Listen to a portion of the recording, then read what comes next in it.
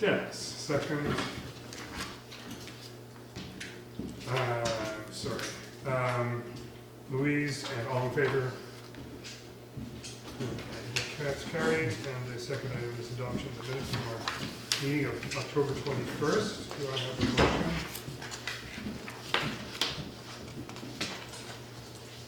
Dennis, second. Kirsty, all in favor? And that's carried as well.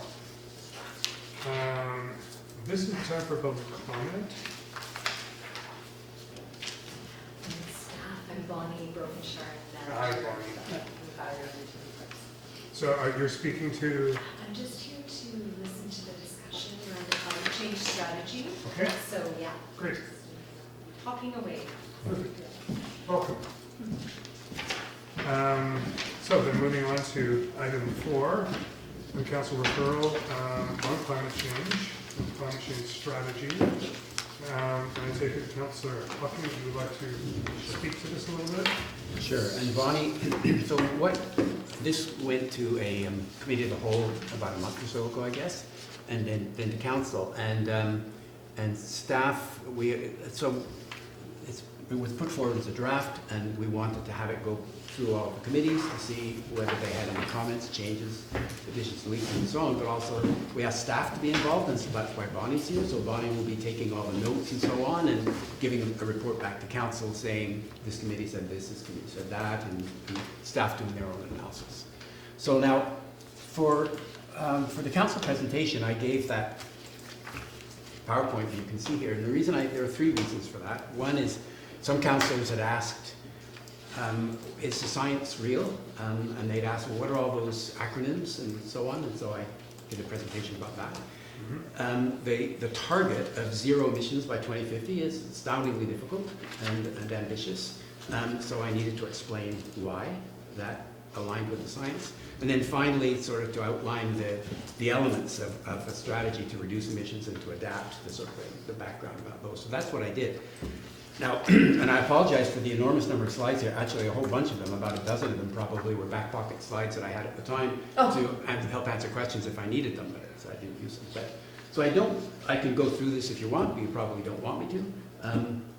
I'm happy to, answer any questions overall and just stop talking, or answer questions about specific slides if there were any questions around that, or walk you through the actual strategy itself if you want that. Or just sit here and respond to questions, whatever is your preference.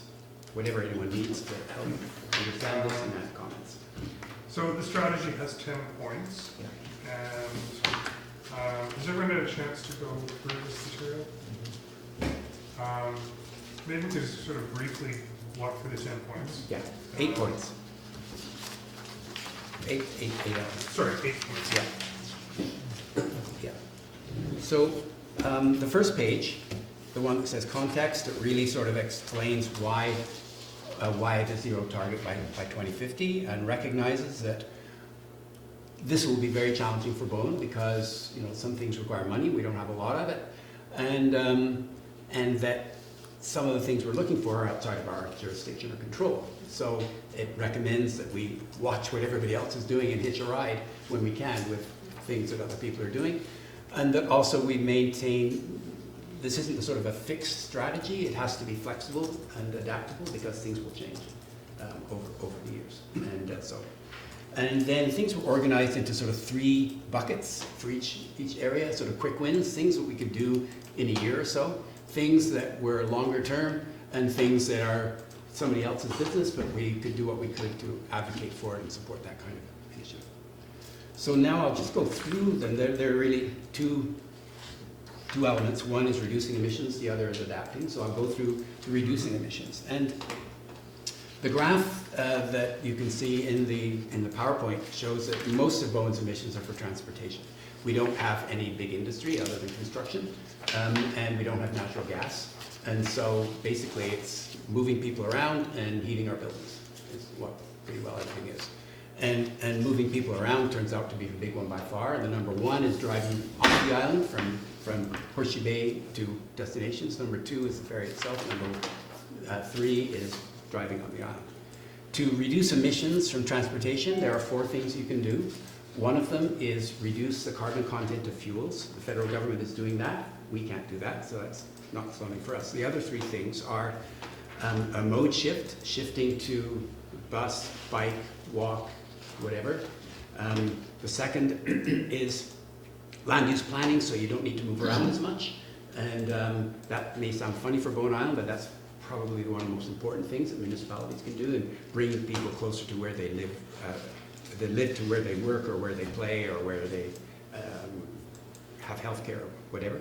And the third is to have zero emission vehicles. So the strategy to reduce Bowen's emissions are all 3 of those. So number 1 is to promote the shift from single occupancy vehicles to alternatives. And there, you can see that the first thing is set a conservation development policy to cluster homes near transit. So that's something that's on its way. In the works, yeah. In the works. And then you can, I don't think I need to go through all of them, but you can see that part of that is support and advocacy with working with TransLink and BC Ferries. That obviously we need a bus system that covers our entire island so that people who don't live on the 2 main bus routes can actually use the foot passenger service.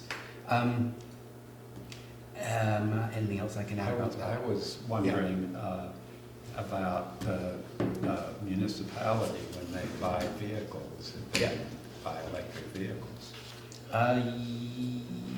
Yes, this would go in the in number 2, the transition to lower zero emission vehicles. And Dan, we don't have anything on that, do we? No. So we certainly should. That seems like An a obvious this one. reference to an e-bike. There is the that's e-bike, and I put that in the first one, although it could fit in the electrical one as well, to show that, just to demonstrate you can get around on Bowen by bike. Well, you demonstrate that. Yeah. What's the current policy about having electric charging stations in new developments? There isn't one, so that's why I put in that. Right, because I know that we voluntarily have 1 or 2 in our community center project. But it would seem to make sense in larger projects to actually have that built into the zoning. Yeah, what I said is that the electricity should be ready for that. So you don't need to have the charging stations there, but you have to have the power so that it's easier. It's like a home being solar ready. Yeah, solar ready. Yeah, 'cause I thought, Yeah. I thought that was a bit weird for single-family dwellings. I mean, Well, I actually didn't have that at first, and other people recommended that I it put says that in. capacity, it doesn't actually say that you have to install it, No, right? and a capacity for level 2. And I So- don't understand what that is. Okay, Is that so level 1 is like that plug right there. 220, Just normal plug, 50 normal- amps, yeah. normal plug that you'd have for putting a power cord. A level 2 is like your dryer. oh, or your stove? Okay, Yeah, that, those, okay. those big ones. So level 1 is 110, level 2 is 220. Yeah, and then level 3 is fast charging. That's DC fast charging. That's expensive. That's what Volkswagen is doing as part of its penance for cheating. They're putting them across Canada. So some people might be installing that anyway, if they're, Oh, they their might be stove or installing their that, dryer yeah. or their, okay. Yeah, yeah. So obviously, I mean, if I were to do that on my house, I don't think I've got the electrical capacity to put a level 2 out in the yard. I don't think so. But maybe I do. I don't know. Yeah, but it just adds more cost to everything, like we're trying to have Yep. cheaper houses so that Yep. people can afford them, and Yep. this is going the other direction. Yeah, it's not a big cost though. No, I know, but everything is a little cost. Absolutely, everything's a little cost, like insulating your house is more, and so Yeah. on step coat. I All know, of them are cost but it's separate. just all going in the wrong direction to make affordable housing. So I just want to make that Yeah, point. no, it's absolutely true. It's interesting, my colleagues in my office have just completed a housing project at SFU. It's affordable housing for student families, and it's built to passive house standards, and it's an affordable housing project. So it's achievable, and there's a little bit of sauce on the way to get there. But I think it's really easy to write that off and say, well, we can't make efficient homes and have affordable housing. I think that seems like an easy equation, but it's actually possible to get there. It just takes a little bit of thought. Well, a big deal is the definition of what is affordable housing. Is it just 20% under market, or is it truly Yeah. what people can afford to pay? And there's a I'm huge talking gap about in that. non-market housing, rental housing for students, that kind of affordable housing. Okay, So it got government sponsored, BC Housing was involved. yeah. But nevertheless, BC Housing also set the financial targets for the project, and they were low. And they were able to deliver a passive house standard in a multifamily building and have it be operationally rental housing for students. So it worked. And I think they do a lot of work in that area, in the passive house area. And it's interesting to see. I mean, there's big cost savings if you don't have to put in a heating system. You're just using an HRV to heat your home, for instance. And those kinds of things they all need to be thought about in the factory. Anyway, we haven't even come to that point yet. I think like the charging point and the step code installation point are both the ideas that it costs money to do it, but it's cheaper to do it before the house is built. Like when you plan for it and do it, then it's cheaper than if you're trying to go in afterwards and say, now I need to add a level 2 charging. Yeah, and there's life cycle costing too that needs to be considered. I mean, yes, there's an initial cost, but if you don't have to pay to heat your home, you start to save money the day you move in. So you start to get it back. Sorry, I'm getting ahead of you. Yeah, we're on to homes. One of the interesting things that sort of fits into both 1 and 2 is on BC Ferries. And so the Transportation Advisory Committee has been talking to BC Ferries for a long time about pushing for an electric ferry, because obviously ferry emissions are huge, and BC Ferries is not going to do that for a long time. Although they are working on hybrid ferries, and they're bringing in hybrid ferries, but the Bowen one is supposed to be, well, the plan for Bowen is we'd switch to the Island Sky in 2036 or something like that. That's the one that goes right now from up to Powell River. It's a slightly bigger ferry. So, I mean, who knows what's going to happen with BC Ferries, but we've been talking about electrification. The other thing that we've been talking about, Transportation Advisory Committee, and it's in here, is moving to increasing the opportunity for foot passenger service.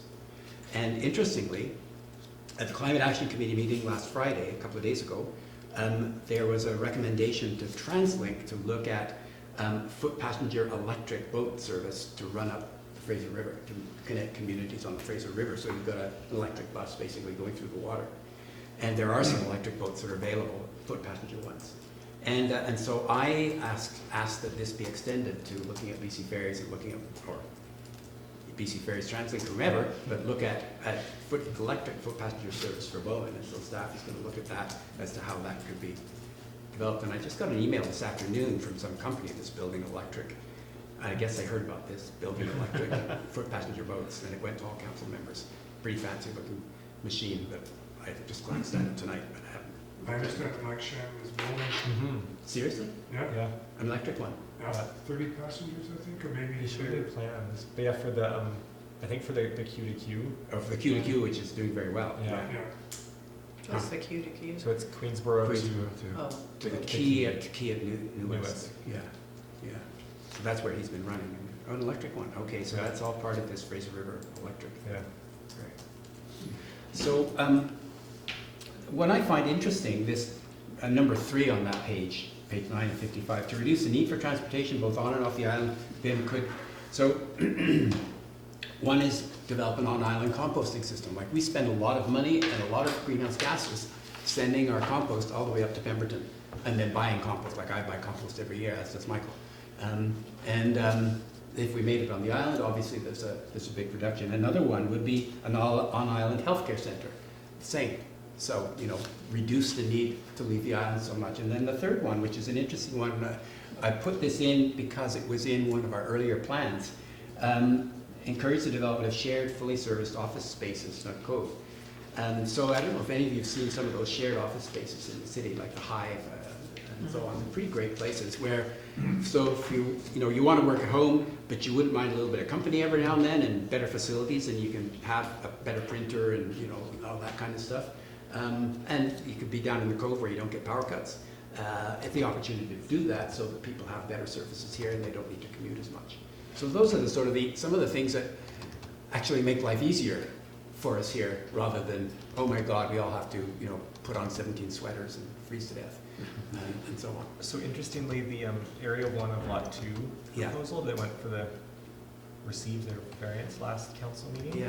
They're proposing a small commercial component on the main floor, Yeah. and they're proposing it to be, last I heard, like a shared office Oh, really? space. Oh, wow. And in part, they're putting it in because the zoning allows a certain threshold of residential, and then it allows further residential as a ratio to Yeah. commercial. So essentially, we're Yeah. like compelling them to put in some sort of commercial Yeah. function in the building, and so Yeah. they thought they'd put in an office. I was wondering if they were going to do that. Yeah, That but makes- that's what drove it, is that if the zoning just gave the option of either, they would have built Yeah. the It's a whole good residential. incentive, though, it's a very good Yeah. incentive.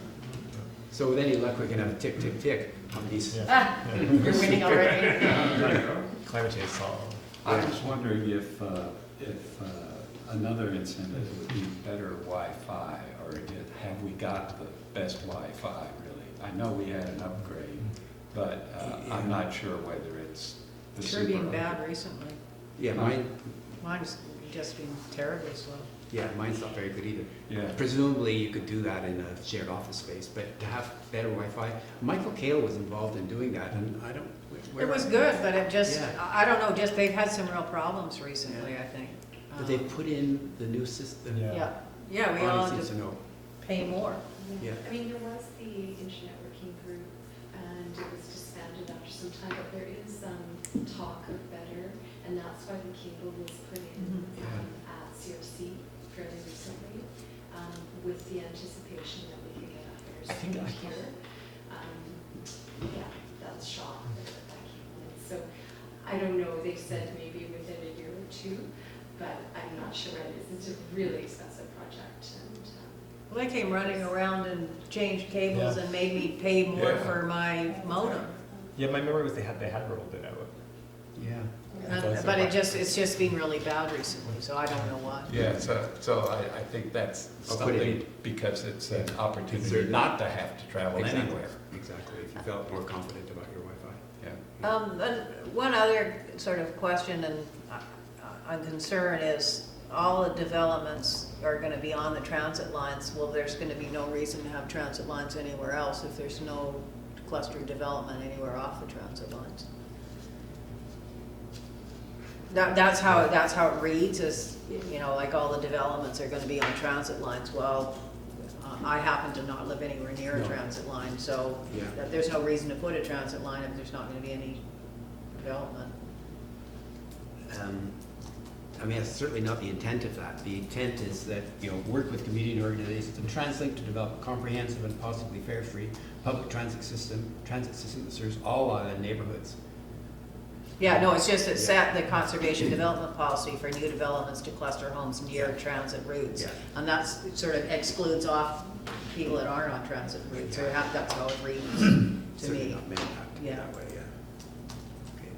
But I'd like to get transit routes down into CD Park, for example, because the hills there are so steep, elderly people just can't make it. It used to be, when they started, Peter Oh, came yeah. down, because there were three of us that wrote it. Me and Charles Perrin and Bill lived down the bottom of the hill.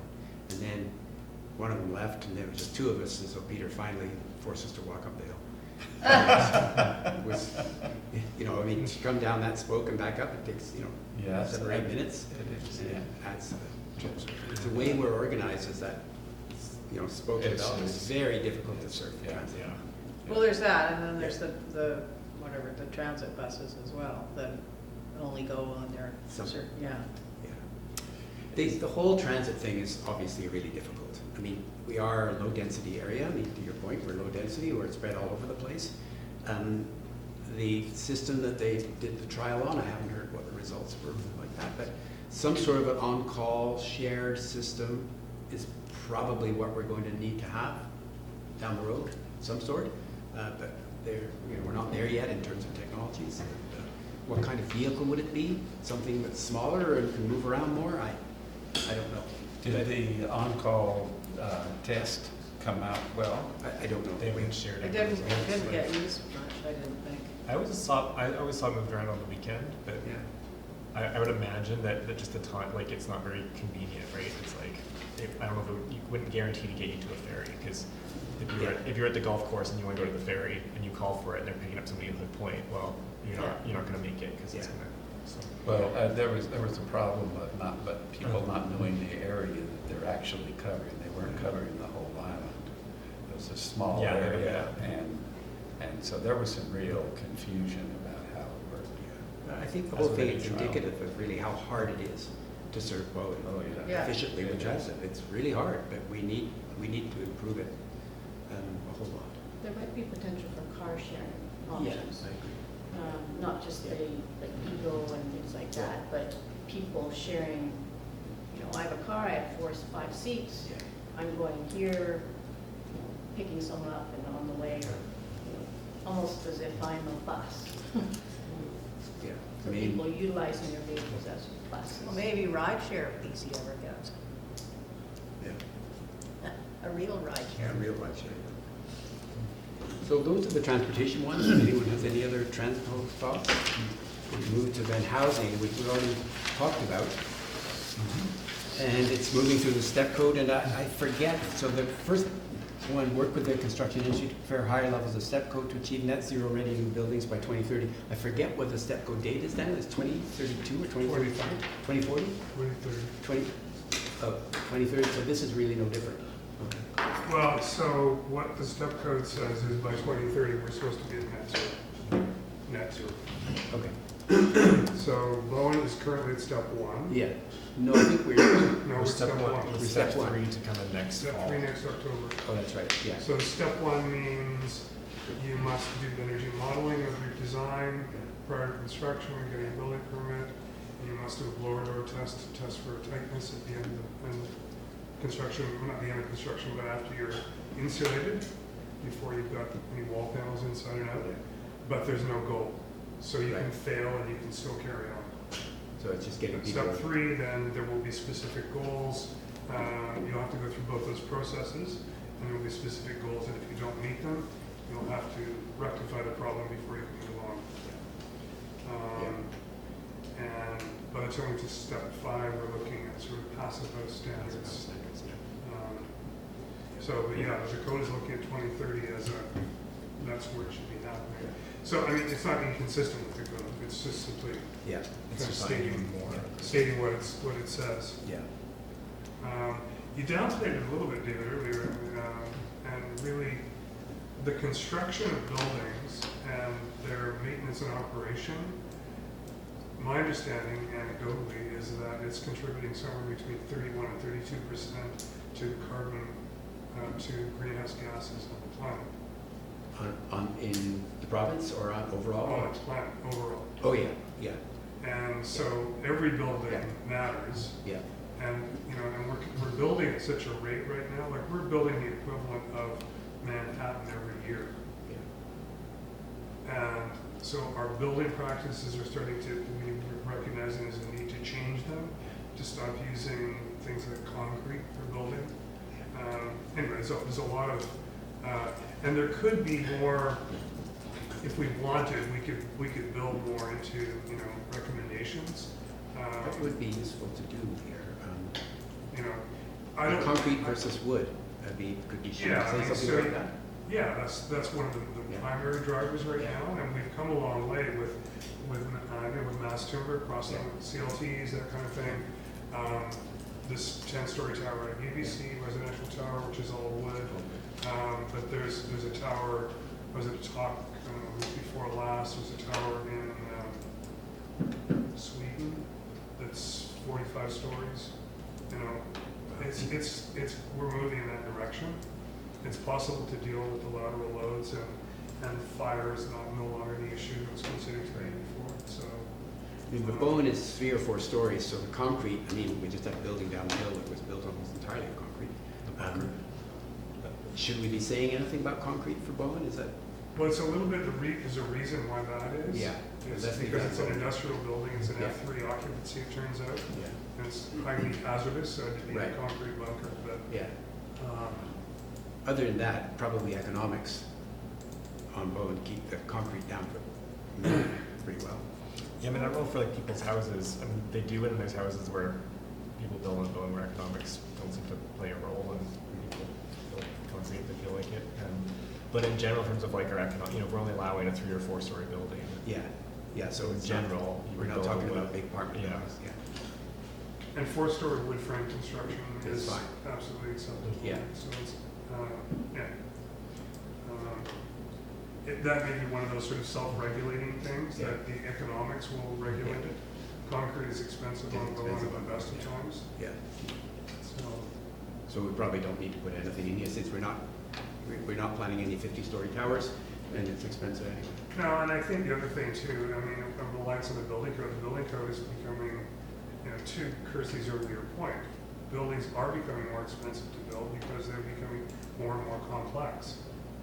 I designed a large one for clients the year before last over on Salt Spring, and I wish that I had a mechanical engineering consultant on the project for the heating and cooling systems on the building. I didn't, and I worked with the trades on it, but it's, getting the right balance and understanding, solar gains and losses and what kind of system can you have in the building. And I'm encouraging all of my clients to be using heat pump systems generally.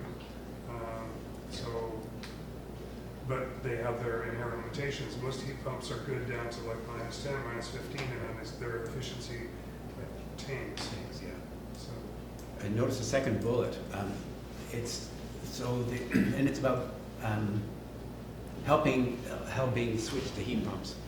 And my house is kind of cold, so I sort of thought, okay, I'm a fairly clever guy. I'll look at this and some recommend. The BC government has got some money available for people to switch to heat pumps. Well, I got lost in no time. I couldn't figure out what it's too complicated, and I just gave up. And a person was in at Metro from the BC, the Community Energy Association, talking about a program to work with Metro Vancouver to develop a simpler plan so that people can switch to heat pumps. In other words, to find an easier way for people to figure out what needs to be done in their house, whether it's feasible for a heat pump, and to just to make it simpler for people. So They also don't last particularly long, I heat don't know anything pumps. about And heat so, pumps. like, you buy your furnace and it lasts for a really long time. Yeah. Heat pumps don't, apparently. I don't know, I've had problems with mine, We have and, heat pumps.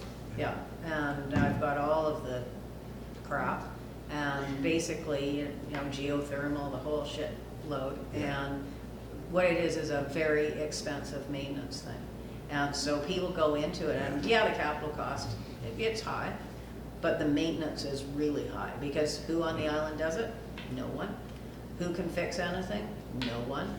So, like we it's all very nice to say all these things, and I did it, but it's not wonderful. And I have some propane, some electricity. Thank God I have propane, because the electricity goes out all the time. To say everybody should go to electric heat pumps, not in my part of the world, not when the power goes out so often. So, I think we just need to be, there are ideas, and they're good ideas, but if you put it in too much black and white and it becomes a rule, then, I don't think it's really ready for, heat pumps, they're a great thing, but I was told by somebody that came and looked at mine, said, you're not gonna get more than 10 years out of it. Wow. And they're not who's cheap. it made by? Pardon? Who is it made by? Mine? I don't know. I mean, Because basically, there have been real advances in Oh, that yeah, technology. mine was 2011. Yeah, but even in the last 5 years. And there are some, like Dakin was a real popular. Yeah. They were particularly popular because they introduced an air-water heat pump. So you're taking ambient heat from the air and you're converting it, you're heating water with it. So you can then introduce it into mid-slab radiant heating. Yeah, that's what I have.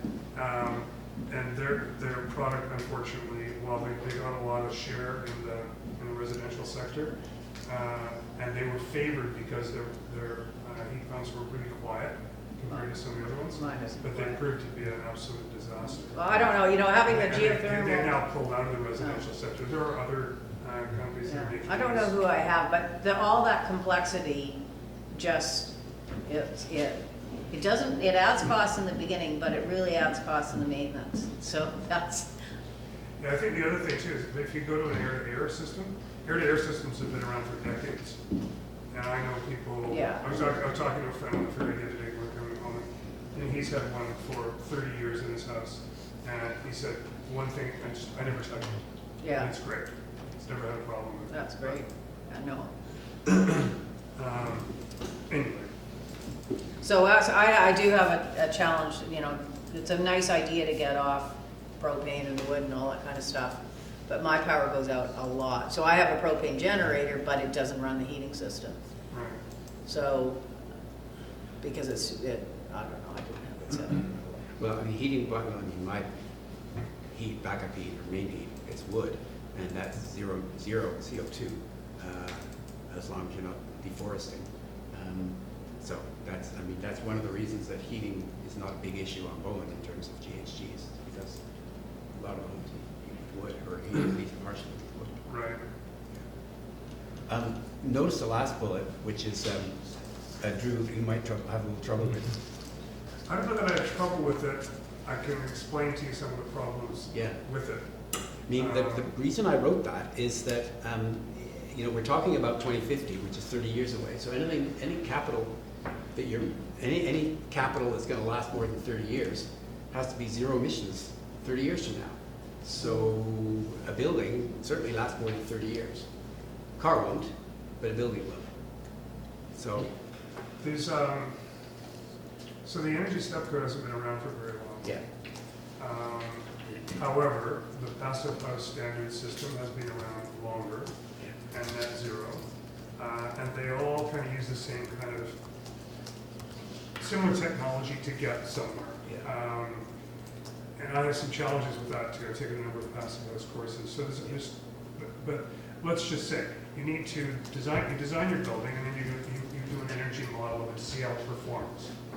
And then you start tinkering with the systems to see if you can get a better system. You take more windows off the north elevation, you put them elsewhere, and you make thicker walls, you put more insulation in, you do more with the roof, and you play around with your model until you get the optimal thing that you're after.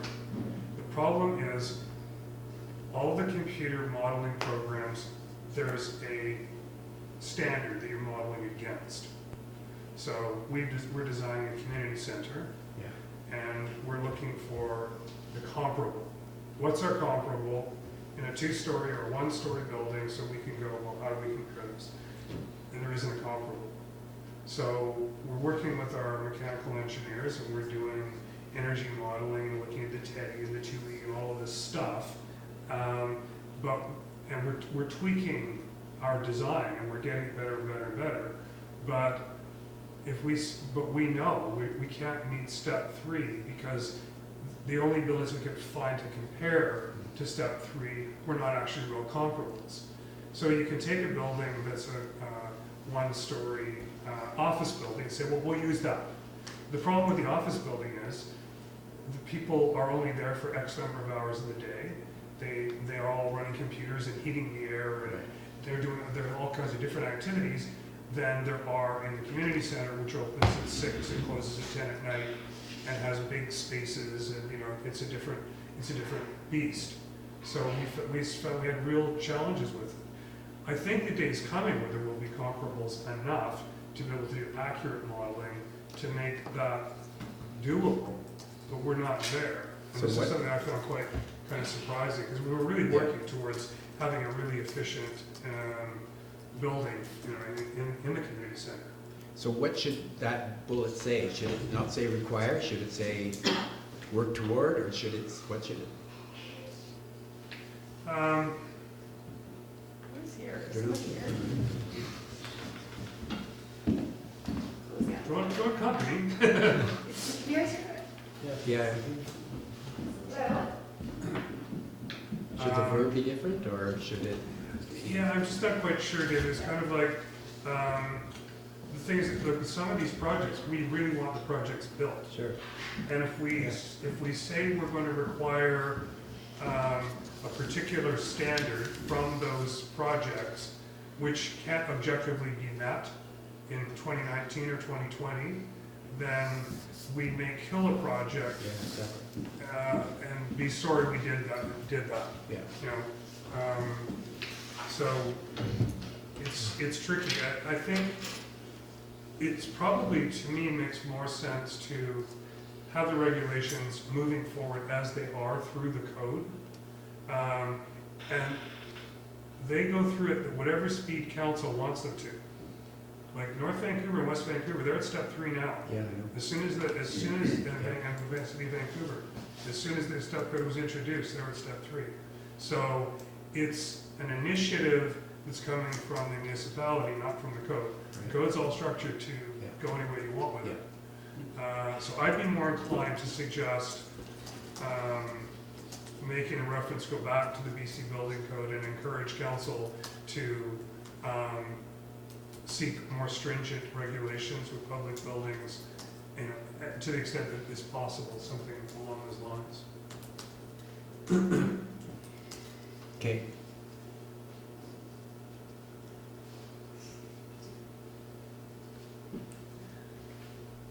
So you're saying to the extent that it's possible? Well, Yeah, and Bonnie's going to be coming up with words in the end anyway. So I mean, I'm taking notes for a recommendation, like, do you want bulleted recommendation for this? That would probably, yeah. Yeah. yeah. So that's a notice to address For the third bullet of number 4. 4.3, Yeah, I should have numbered them, I guess. Okay. So the rest of it, and we're taking a lot of our time, so I don't want to. it's okay, David, you've been given 45 minutes. Oh, have I? Okay, we got 6 or 7 minutes left. The rest of the stuff is adaptation, and that's all around. And if you remember the graphs, so the graphs come from this document here, which is climate projections for Metro Vancouver, which is really quite something to have a look at. And so basically, it's wetter winters, wetter, warmer winters, hotter, drier summers, longer, hotter, drier summers. And we know how tough the last dry summers were, and what on earth that means. But also more intense storms. So I talked to our head of engineering for some of the wording on this. But basically, it means protecting our forests to try to stop them from burning down, trying to use less water in our homes and so on, and not just. And less water means also you're leaving more in the creeks. That means you're leaving more in the water table, and you're leaving more from the trees if you're managing to. So the idea of everybody, all new buildings should have a water catchment system of some sort. And I think lots of people sort of see that seems pretty obvious sort of thing to do. What else do we have here?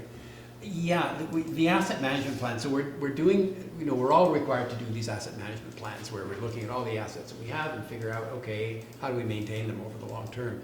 And so including in that the vulnerability and risks because of the changing climate and more intense rainfall. Metro Vancouver has these things called IDF curves, intensity, duration, and frequency of the expected serious rainfall events.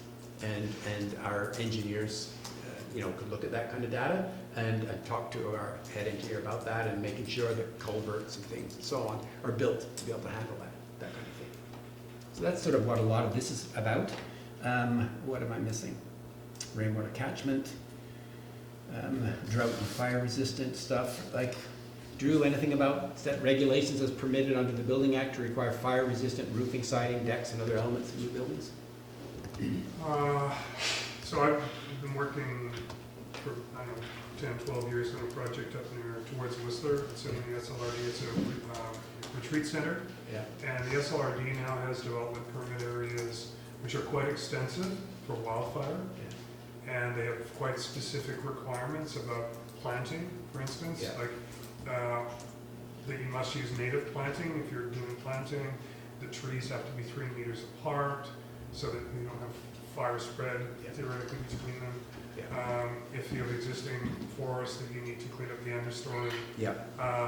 And then for the buildings themselves, specific requirements for a percentage of roofs and walls to be clad in non-combustible materials. Right. It doesn't mean that everything is clad in metal and concrete. Right. There's a percentage that's permitted, Yeah. and trims can all be wood. And you still have timber, and it's not like it's not a total train wreck at all. In fact, I was quite, we did a couple of projects under those guidelines, and they were great. Yeah. Just fun. What I don't have in here is just the general fire smart stuff. You know, I went to the, I don't know how many people have gone to the fire smart presentation. It's really quite interesting and quite frightening in some ways. We should all be following those, and I should really have that in here somewhere under number 6. Yes, because some of the things are really easy to Oh, do, yeah, like that's not right. having bark mulch. Yeah, I don't know is there going to be a requirement? Should it be a required, or should it be, like, what's the verb? Encourage. Encourage? And Pretty wimpy, encourage. Facilitated. Facilitate? Yeah, I mean, that's a fairly costly issue for existing homes. But for new homes, Yeah, well, yeah, For new depending on. homes. But I don't, like his hardy board has cement in it, so is that a bad thing? But that's fireproof. There's also intumescent paint, which is, you can get a clear version of that as well as natural paint, Yeah. which makes your wood non-combustible. Yeah. Yes, but it's very, Yeah, very expensive and a specific way to put it on in terms of thickness. Oh, is that right? Yeah, if it's too. And it has to thin. be redone. Yeah, it Yeah, it it's only not- lasts 5 or 10 years. Yeah, not, so, but anyway, there's so many things that are, there's, you know, good sides of them, and we keep all the trees, but then who's gonna cut down the trees to make the wood frame houses? And, you know, like, and yes, cement is bad, but hardy board That's cement, so. is cement, so, it's ju- it's anyway, I just- just, it's like, you know, I don't think, we don't know all the answers. And I just, you know, there's some things in here that I'm not comfortable with, but if it's done as encouraged, as opposed to this is how we're gonna do it, is very different to me, and I'm, Yeah. I think there needs to be some kind of financial assistance for existing homes. it's like this last summer, we did the fire smart grants. Yeah, There's but- other grants available. yeah, and that's great, because the first year, hardly anybody showed up at those things. I went to several of them, just about all of them. But you know, creating water storage and you know, pumps and generators and everything that goes along with that to save your house and keep the fire from spreading, costs a lot of money. And Well, notice the first bullet on number 6 under longer term, seek funding from senior governments for a comprehensive drought resiliency and wildfire protection program. oh, perfect. Yeah. Thank you. And David, that second point under longer term, like that can be a development permit area. So that's what's like exempt under the Building Act is. Right. Because the Building Act is the one that says everything has to be consistent, but it says Right. specifically you can do it for exterior design and finish of buildings in relation to wildfire hazard within a development permit area. So what should that bullet then say? Should we, instead of set regulations with permitted, so the DP would show us how to do it, so. I mean, even if you just Would said, if you set regulations to require fire-resistant roofing, siding, decks, because it's not really a Building Act thing. so Oh, I This- see. This is one of those things, you know, having said that, I've worked on a project where there was a DP for Yeah. wildfire and we worked through it. This is one of those things that gets people up in arms though. This is like form and character yeah. Yeah. development permit, right? Yeah, I want a modern house, I don't want a craftsman house. yeah. And this will go in that direction, because it will require certain materials and it will disallow others. And so it will change potentially the look of what something would be. It doesn't mean you have to use hardy plant material, for instance, but. Yeah, I guess I'm just saying, like, that would be the mechanism, like, if, to bring this out would be through. a Understood, DP. yeah. And I'm not saying it's necessarily a bad idea, but I can imagine there will be some resistance to it. Mhm. But could we have development permit areas that are particularly isolated or where they're, you know, would be exposed to wildfire, like right here in South Cove, less so? Yeah, I mean, presumably, like, you know, one option, you have to define development permits by a map, so you have to By a map. identify, or by, like, the parcels, and you say, you know, these ones. But, so either you go, well, the whole island is a wildfire risk, or Right. you would say something based on, like, if we have an updated wildfire underwriter survey, where you Right. say, okay, if you're farther away from the fire halls and you're more than a certain distance, then you're at higher risk, and these ones are captured, or something, right? I think it's a huge issue, fire mitigation, any type of fire mitigation, I think is significant for the island, because evacuating this island is impossible. Yeah. And that's the ultimate situation, potentially, is that if we have to evacuate the island, like we need to take steps to ensure that we don't have to get there. And so any factor that we can do to mitigate fire, I think is important. Well, a lot of it is cutting down trees around your house. It is, And if we. thinning it out and taking it out of Yeah. And if you're not allowed to, like if Crown isn't allowed to do anything anymore, then let's just be careful that we don't, when we're trying to have no logging on Crown land, that we don't cause ourselves to people that are butting up against Crown land or in big fire problems. Although the logging, wouldn't necessarily be right adjacent to someone's house. But No, but if you make it so that there's no trees cut down, then, So Daniel, should I just leave it at set regulations to require? Or, That's like the simplest way to just say it. all right, So it's, sorry, set regulations to requires or including? Just- Yeah, just cut the, as permitted under as the permitted under the building act. well, but this is more draconian than what Yeah. is in the development permit area that Drew was talking about. This basically says everything has to be fire resistant, that you, No, I Well, don't think so. I think the intent is that this would provide a mechanism to establish a development permit area. yeah, we could add that in. You could say established development permit area to require. And then it's I like that spelled better. out one word. So taking out set regulations, Yeah.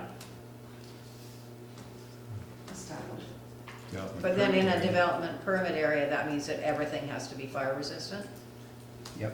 Every piece, so your Well- trim, your No, everything? you can stipulate the percentage, you Yeah. can set it up Yeah. any way Okay, because you that's want. not how this is, No more cedar siding. Yeah, But could it No more also board than that. be external, like fire pumps or fires, like sprinkler systems, not necessarily materials related, but. so it could be, for instance, in the Fire Smart, they talk about, having a sprinkler on your roof and Yeah. things like that. So could it be broadened to require Fire Smart protections such as, or something like that? Yeah. Like I was just looking at this Squamish Lillooet Yeah. wildfire Oh, DP, yeah. and so you're exempt from the DP if you've completed a interface wildfire hazard assessment Right. through the subdivision process. So presumably if you've done that, then your house, you Yeah. can build the house you want because you've determined that your lot is at less risk. but if you have your metal roof and your hardy board, you don't need the sprinkler on the roof. So Yeah. it's, So I guess what we're saying is to require some sort of a Fire Smart plan, Yeah, yeah, including, yeah, that could include, or, yeah, exactly. because if you want to have cedar siding, maybe you have to have a sprinkler on your roof. If you don't want cedar siding, then you don't have, if everything's hardy board and metal or tile, you don't need it. I just think, Yeah. okay. So we can fiddle around with Are the word, you but actually basically, reading the wildfire DP? Yeah. Because it's specified, it talks about a percentage, doesn't it? It's like 50% of cladding or something. Well, so I'm not sure if I'm in the same, because I'm in the OCP for one of their Oh. areas, because I think, so this is a wildfire protection. I Right. didn't see areas, but it does say it's like demonstrating how the development has implemented the following measures, and it's like materials that have a high resistance to combustion should be used for roofing. And things I'm saying. At least 2 of the 4 required measures as listed in the above guideline are being implemented in the proposed development. So they've got like 4 points, and they say you have to do 2 of them. I see. Yeah. And so, yeah, so you're right, because the first 2 are materials, so they're siding and they're roofing. And Right. the next one is thinning Yeah.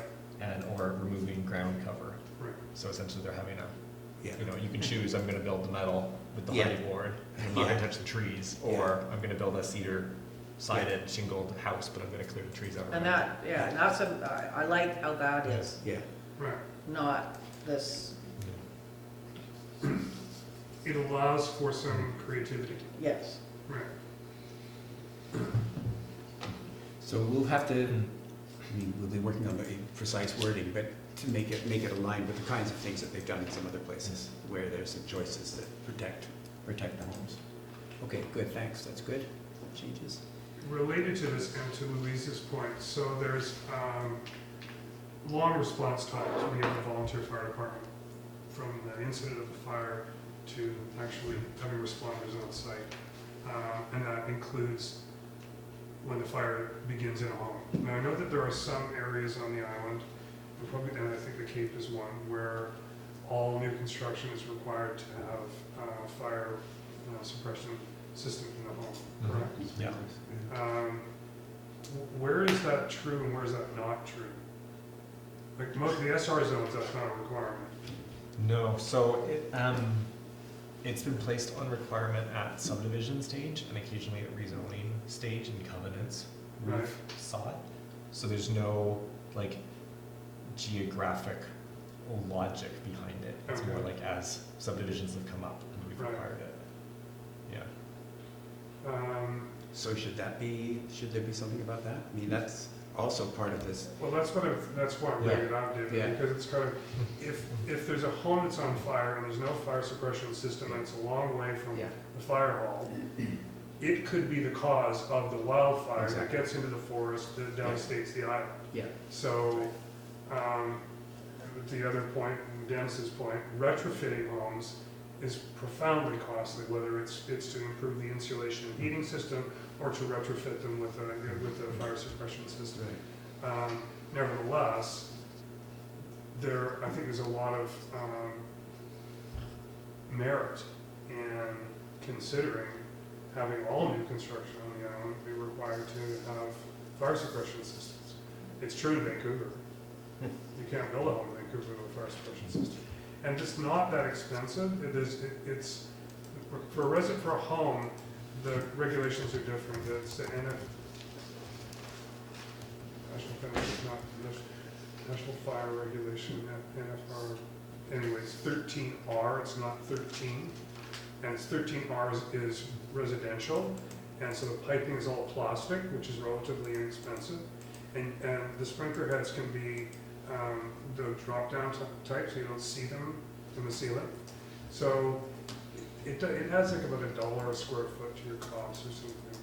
It's something, everything adds up, but it is something, and I take your point, Louise, I think it's kind of, and it seems very ad hoc the way it is right now. I mean, when I was working on that project out of the holdings, absolutely had to. Working out at the Cape, absolutely had to. Yeah. You know, somewhere else, now it's fine. Yeah, like if I look at the map, I could look and say, well, probably, I think the Evergreen has them, Arbutus Ridge would have them. Right. Any like newer, for a while we were placing them on as a requirement of every subdivision. Right. And then we got told that placing them as an outright requirement exceeded our authority to do it in subdivision, and we could do it at a discretionary manner, but not as a blanket policy at subdivision stage. So now it's like when the fire chief determines that the access is such that they would benefit from sprinklers, we can require sprinklers at subdivision, but not outright. It can be a council policy, like council can say it So as we could put it in rezoning. here and turn it into policy. Yeah. Okay. But we have the subdivision I'm in had a requirement all houses have sprinkler systems. Yeah. Right. Testing every day, yeah. And we actually get a break on our insurance, fire Right. insurance, as a result. So what the Lord giveth, we'll take it. We should take it away. That's right.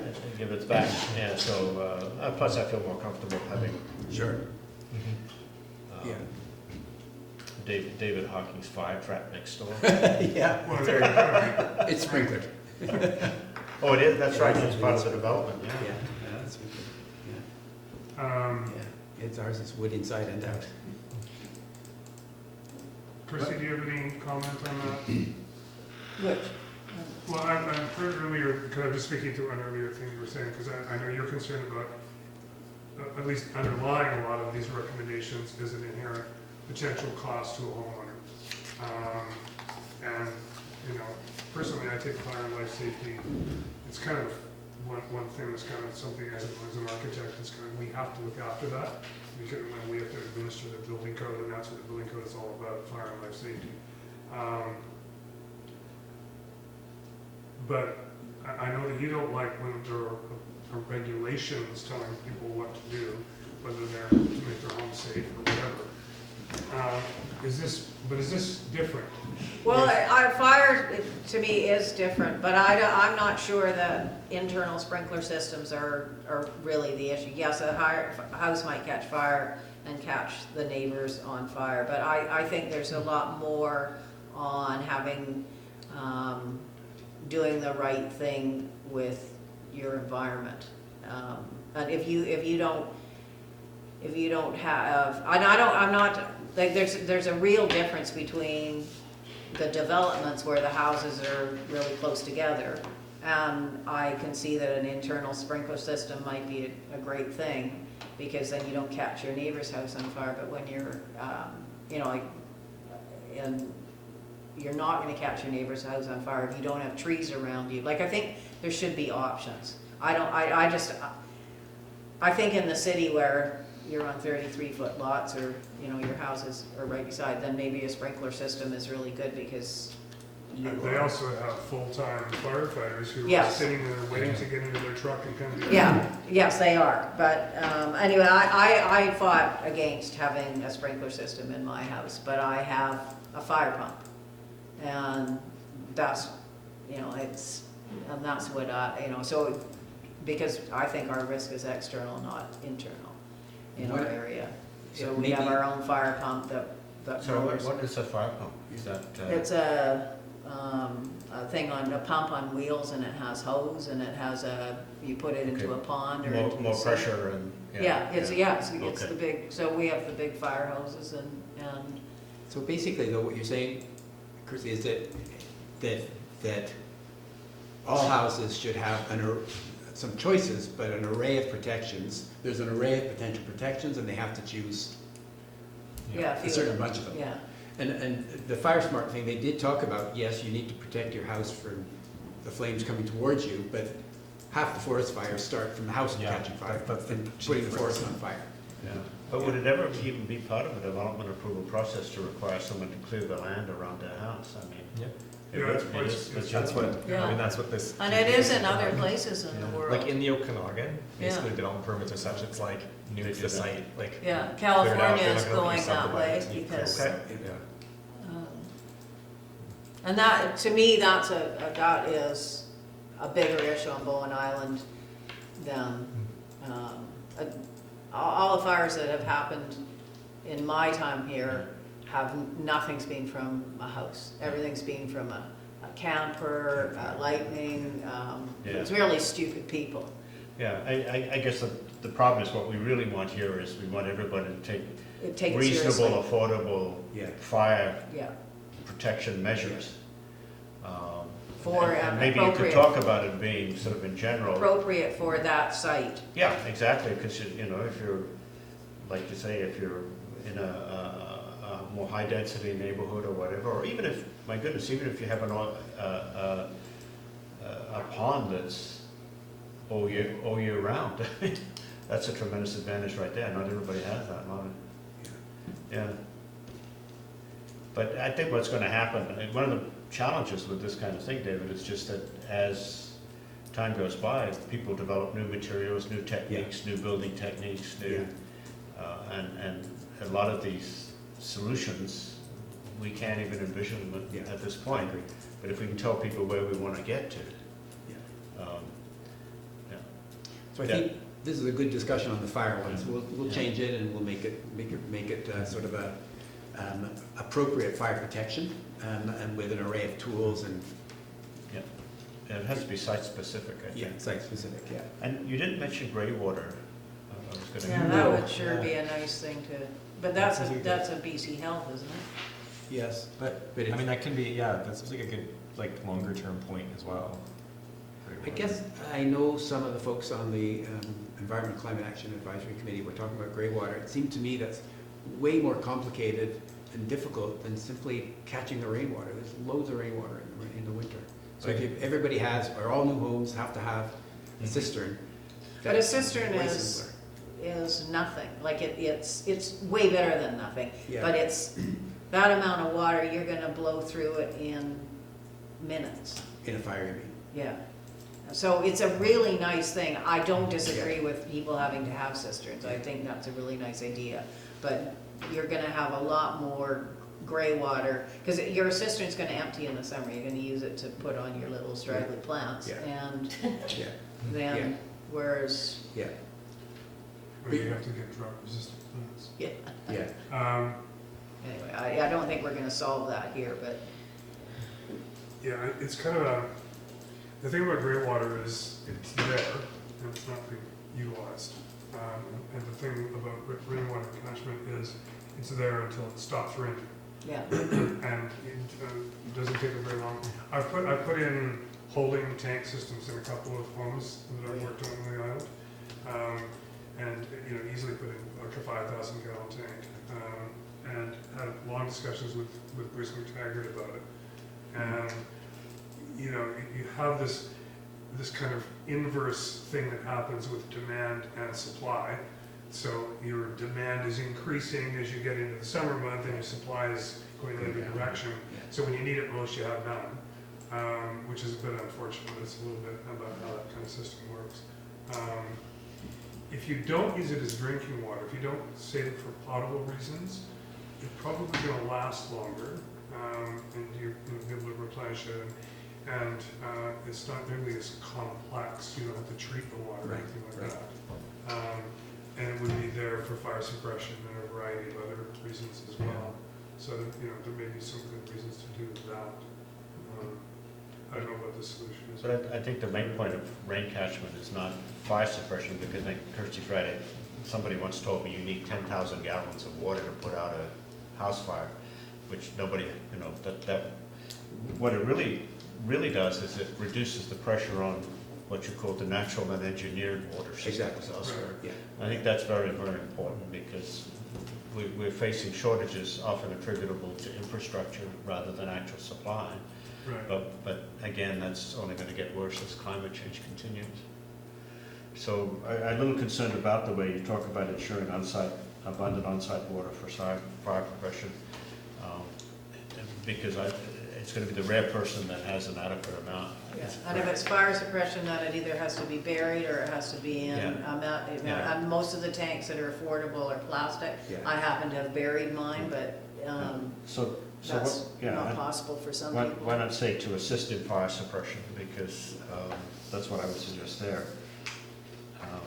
Because there are fire hydrants, which have lots of water. Some of them do. Oh, ones in my neighborhood do. Now. Right. I'd like to see something written in, and this will never happen, but that as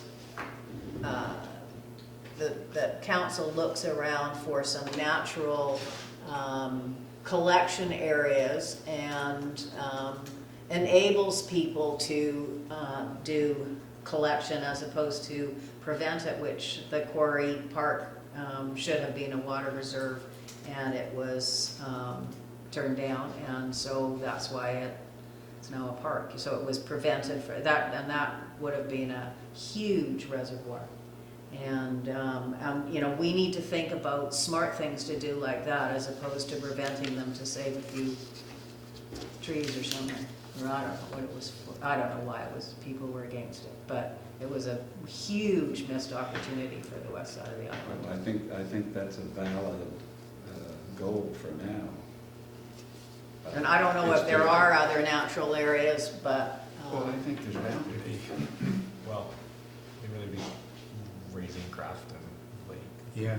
Yeah, but those are the kind of things that we could actually really make a difference doing, as opposed to 1,000-gallon plastic tanks on the side of people's houses for fire management and stuff. Well, interestingly, the Environment Climate Action advisory committee did talk about doing this, doing an assessment of what are some of the opportunities on the island for, you know, natural rainwater. And it's probably gonna be on, some is gonna be on Crown land, and that surely the Crown would be more amenable to do, and impoundments are allowed, and you have to jump through a few hoops, but, you know, that's, so using the creeks that run, and they may go underground, but if you have an impoundment, then you have the water year round because the underground stream still feeds. It's not great, but it's.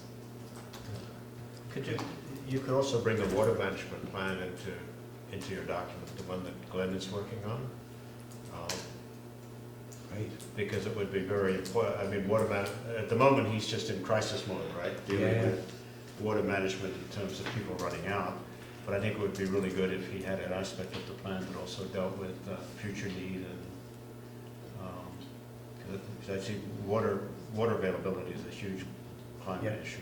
We seem to have lots of water, and it may well be that we solve it with infrastructure changes, ponds, things like that, pipes that don't leak, all kinds of different things that are available. But And it will cause some problems or anxiety, because a lot of the reason, I actually now remember why Quarry Park was fought against was because it would allow more development.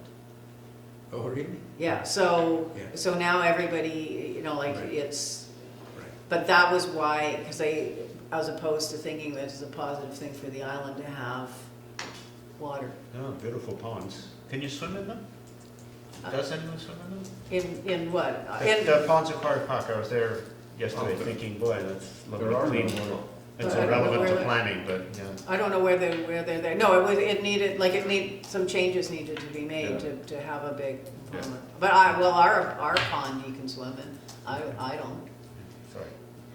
Sorry, Mr. Chairman, off the point. I just got. Sorry. I am mindful about our time here. Yeah, let's see, is there anything else we don't you know, lots of changes we'll make because of this fire. It's been a great discussion. Other things I think are pretty straightforward probably. Like establishing promote guidelines for landscaping and irrigation to reduce overall demand on natural water systems and so on. And then the final one is engaging Bowen residents. So anything else anyone wants to add? It's very good. Okay. So Great. do you want, I've got a bunch of notes, but I think you were taking a lot more notes than what I've captured here. We could just say as amended. Or as Well, could we get away with a motion that approves the draft and requested that the notes that we made on the draft be taken into account in future drafts? I mean, I don't know, how formal are we now? Because I've got a bunch, Bonnie's got a bunch, I'm sure. Yeah, no, I think- Should we see it again to see how it ends Rather up? than stipulating them. Yeah. Okay, so I just felt like if we're trying to gather information for a report that Bonnie's making, the feedback from here. Well, do you disagree with any of these things? I should, the municipality purchase not only electric vehicles, purchase electric vehicles when possible or something like that, When appropriate. when appropriate. Yeah, I don't think they make an electric pickup truck yet, Right. do Yeah, they're coming along, but not quite. they? Should I say possible? Yeah, possible or appropriate. But, Yeah, if it's possible, or do I want the municipality to spend double the money? when No. appropriate, when appropriate. Okay, well, actually, when we say comments, that's not binding on anybody. Yeah. Section amended to require all new public buildings be built to meet requirements of the top step of the BC. To the extent that it's possible. Yeah, I think that sort of Okay. covers the issue there.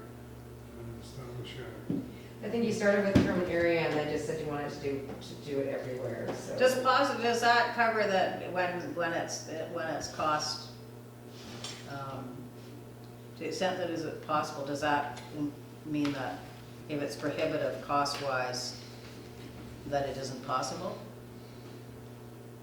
Like, how is that gonna be interpreted? Maybe throw the words feasible. feasible. which covers kind of Yes. possibility and covers several. So, I'm more comfortable.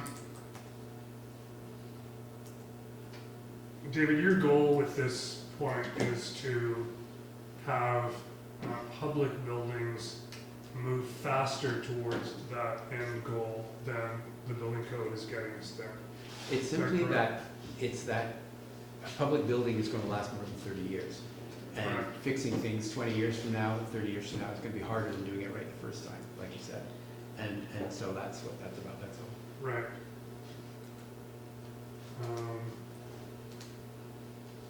Like, to upgrade your family home is expensive and trouble, Right. but to do it to a big public building that really has some big open spaces and is really hard to do might be really not feasible at all. Right. That's what that's about. It's just about long-lasting capital. Yeah, I understand. I mean, I guess the point is that in 10 months' time, I know. those buildings will be Yeah. being built to step 3, and in probably 2 years, they'll be being built to step 5. Yeah. And, but I understand they're public buildings, and they should be setting, they should be making a statement in the community about what our aspirations are, so. I mean, I was quoted in the undercurrent, I think, as saying, you know, some of these things are going to be difficult, such as this one, because we have a plan, you know, we're stretched right now, the ability to be able to afford a community center, and to add another thing on top of it, wow, that's going to make it harder yet. Well, that was So one of the that's- reasons why we lobbied to keep that building under the 2012 building code, and it is currently. So,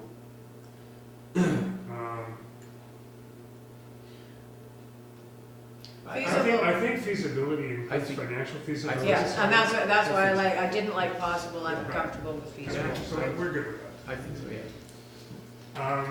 I don't really want to strike out development permit area because I think that's the mechanism, is it not, Daniel, that we would use? That's one that I would think of, Oh, leave it in? yeah. Okay. Well, it's not the whole So like, island it going could to be be that it's the development whole permit island. area?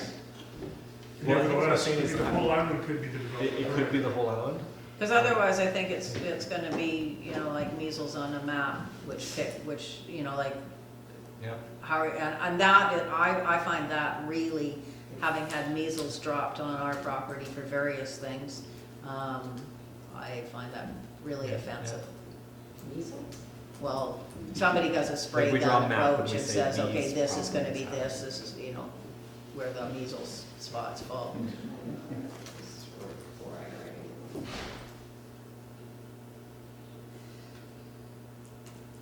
But I think I could see it with a, you know, it's like either, if even it's for the whole island, it might end up with different requirements for different settings. And you'd say if you're within the Sunco village, Yeah, we're more concerned about building material, and if you're in a 10-acre lot, we're more Yeah. concerned about, or something Yeah, building yeah. it in, so it is. I think everyone liked that sort of shopping list, the Yeah. SLRD version. So I think that reads better stuff. Okay. Greywater. Did you, I include anything in mine? Your letter? Don't have anything so far. Okay. Yeah. Yeah, we're not Let's suggesting segue the into- actual words for you to use, I mean, this is just Yeah, the yeah. issues that we're raising, right? Mhm. Yeah, Okay, yeah. water source So I'm opportunity. deleting Greywater? No, leave it. No, I think just leave it, Okay. but just don't bother Leave it wordsmithing. saying I just Greywater. need more words. But it might be something that, Consider opportunities to, Thank you. to utilize gray water.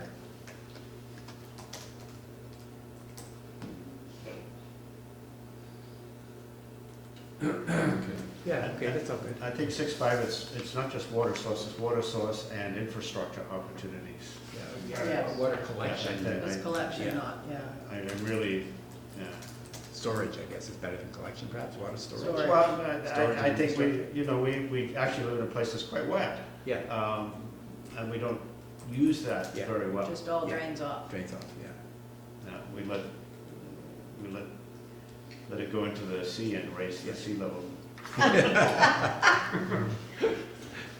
Okay, So was there more than this though? You've got a lot of it on your. there's other ones, but don't worry. But is there? This needs to the highlights. Yeah, all right. So, Well, if you take out not support, I will move that motion. Ah, okay.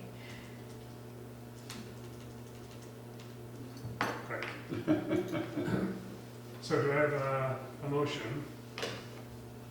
Michael, second. Dennis? All in favor? Not sure whether I'm gonna. Well, we tried to make it more flexible. I know, he did try to make it more flexible, it's more flexible, yeah. I just really think that we need to be very careful how much is mandated and Yeah. prescribed, Well, because There's, the world changes. there's gonna be an opportunity for further comment, Yeah. absolutely. So motion is carried Either through this committee or through council. unanimously. We now have videos. And The then, United States doesn't get back into the Paris Accord. Our little steps are gonna be little tiny steps. yeah. And on to item 5, business arising from the minutes. And this is Daniel review, you get your chance now. We didn't give you any time last time, we're not giving you a little bit of time this time. Okay. Oh. So you have the report here, and I put, all right. I put together a presentation which basically just walks through the report. So I don't know if you want me to go through it, or but I'm happy then to stop with each bit that I talk about. And you To can- simplify for us. Okay. Is it the same as the points in In the the report. agenda? Yeah. Because we've already talked about all this, isn't it? Or is- Most of them, yeah, we've Okay, talked yeah. about. But we don't know where, we gave feedback back to you, and then we don't Yeah. know where we came out on it. Is that's, Yeah. So it starts off talking about definitions, and what it sort of says is like building definitions. So they're sort of the foundational pieces. So these are our current definitions for grade. So we take the average finished or the average natural grade. And as if you remember, what we do right now is we take essentially the points, the corners of the building, you average it out and you get the grade. And what we found is if you were a unscrupulous person, you could quite easily alter your calculations. In this case, I've said, okay, what if you just added like a little jut out at the top of your building, and suddenly your grade goes from 7.5 to 15, where we calculated your building to start. So you'd essentially have gained almost a story just by adding some points at the top of your building when nothing else in the building can change. Is that the phenomenon that has occurred with the mini lots on Miller? They have a higher grade anyways, but yes, in part because it It's goes very- like very this. steep, So it just ends up, without even them even manipulating it, just the fact that the top points are higher, they end up with a building that from the base. So 3 stories is easily achieved, in Yeah. other words, Yeah. exactly. But so what I was proposing is to follow what West Van does, and essentially theirs is more complicated to calculate, but ends up with almost like a fairer one, is that you take, essentially you end up with a calculation of the grade of A to B segment, and B to C segment, and C to D, and D to A line segments.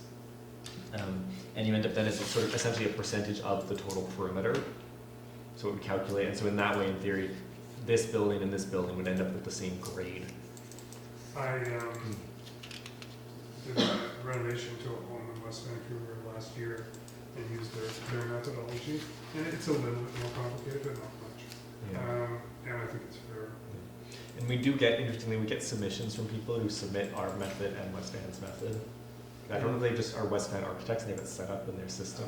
And we get the printouts and they'll be both. And we're Like like, oh, a hint. I wonder how it's different. Like, I'm Yeah. curious. My application was rejected the first time I put it in because I added it up across and I wanted it added vertically. It's, working with West Van is really interesting. So yeah, so that's what I was going to propose to do with how we calculate our grade calculations, the way that seems. So roughly stay with ours. The next one is one that I haven't brought to you before that just came up. So our building definition says, for the purpose of this bylaw, buildings connected by a covered walkway located not more than 3 meters apart are deemed to be one building. So this was used a lot more before we had detached secondary suites. So people would build a garage that was attached to the house. It could be one building, so you'd build your secondary suite above your garage. So now people can build detached secondary suites, so it doesn't come up quite as often, but still does, or in some zones. So like in Hood Point, we have a maximum size of accessory building that can be used for car storage. So if your garage is attached to your house, it can be as big as your lot coverage is, but if it's a separate garage, it has a maximum size. But anyways, it's another reason why you want your building to be attached to your house and not part of your accessory building. But so what we got a building permit application for was something that was like this, where we had a house, we have a shed building, and we have a garage, and the walkway itself was quite long. And that's one building. And that's one building, and we went back and forth quite a bit, and yes, that's one building. So what I'm proposing is essentially to say 2 buildings connected by a covered walkway and put a maximum length of the walkway length as well as the building distance apart to say, okay, you can do it, but and because kind of it's like, so somebody did this, and then I thought immediately went to, well, the next person is gonna do like, you know, they'll have 2 sheds and they'll. Yeah, if you're allowed to have 3 accessory buildings on your lot, you could really have some fun with that. Yeah, so. Is there a problem? Why is it so bad? Just as a matter of interest. I don't know if it's hokey, but it's. Yeah, I was wondering why. Because I have that, and I fought that, Yeah. but I don't have a walkway, I have a carport Yeah, between Yeah. my house and the garage. yeah. And there's a suite above the garage that uses that as its deck. And there was a big fuss up because Yeah. it's, I don't know, you weren't around, I don't think, in those But I can days. imagine that, Yeah. yeah, we'd say that's not allowed. Yeah, but what's wrong with it? Are you It's not a walkway, trying it's- to address the people who are really just trying to build 2 houses on a lot that's zoned for 1? Is that where these in people are essence, headed? Yeah, That's, or, they call one. But a you're tower, now which allowed is- secondary suites now, this is gonna that would force me to disconnect it. And it's, you know, makes a lot more sense.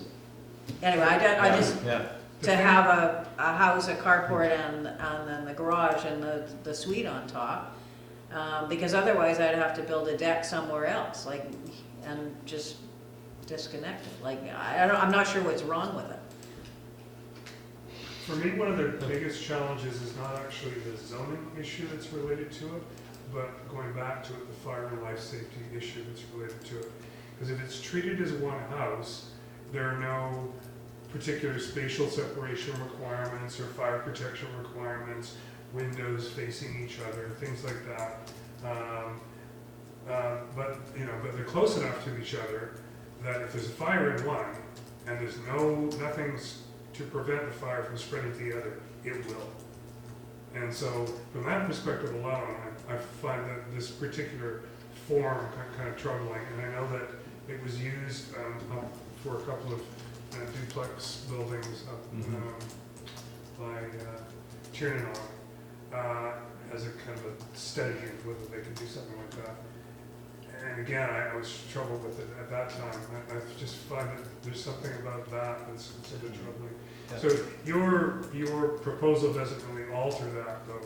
It's No. still, no, It just makes it that they're closer it just together. it simply says that you can't have 3 buildings. Yeah. You're limited to 2 when you use this method. essentially, yeah, it's trying to capture, okay, we already allow you to do the 2.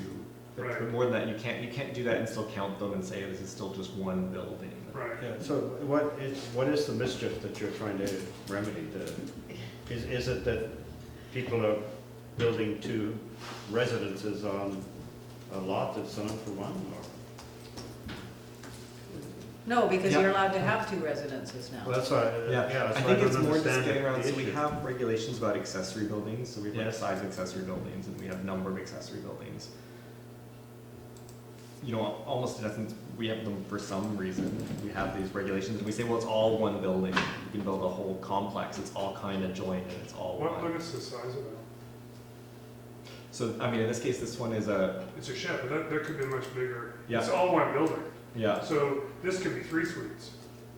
no, because we look at suites. Okay. But it Well, could it be could a be 3 buildings that you Yeah. don't know. It could be guest, could be guest bedrooms. Right. In a I mean, thing. this example's a little bit benign because it's a shed. This, Yeah. this could actually be a building of a similar size to this over here, with Yeah. all of it connected that way. Yeah, And the only limitation would be the site coverage. yeah. But you're gonna, if you're closer, if you're 3 meters apart, you're gonna have more problems with your fire than you are with if you're, Well, it's already 3 meters. We No, don't but allow the buildings more than 3 meters. Like, to be counted as one building, I guess that's it, is like, I would rather say, okay, if we're separate buildings, be separate buildings. And if you're gonna build it as one building, build it as one building. Right. And don't end up with this sort of half.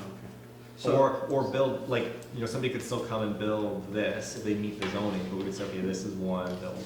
And this is This one. is actually, I don't know if I've ever actually seen this in another zoning bylaw. Is this, I hadn't either before I came here, like in terms of where we specifically say you can connect buildings together. yeah, and that little tenuous connection makes it one building? And- Yeah, Yeah, because without this, saying this, if we didn't have this at all in it, then we say, okay, that's your house and that's your garage.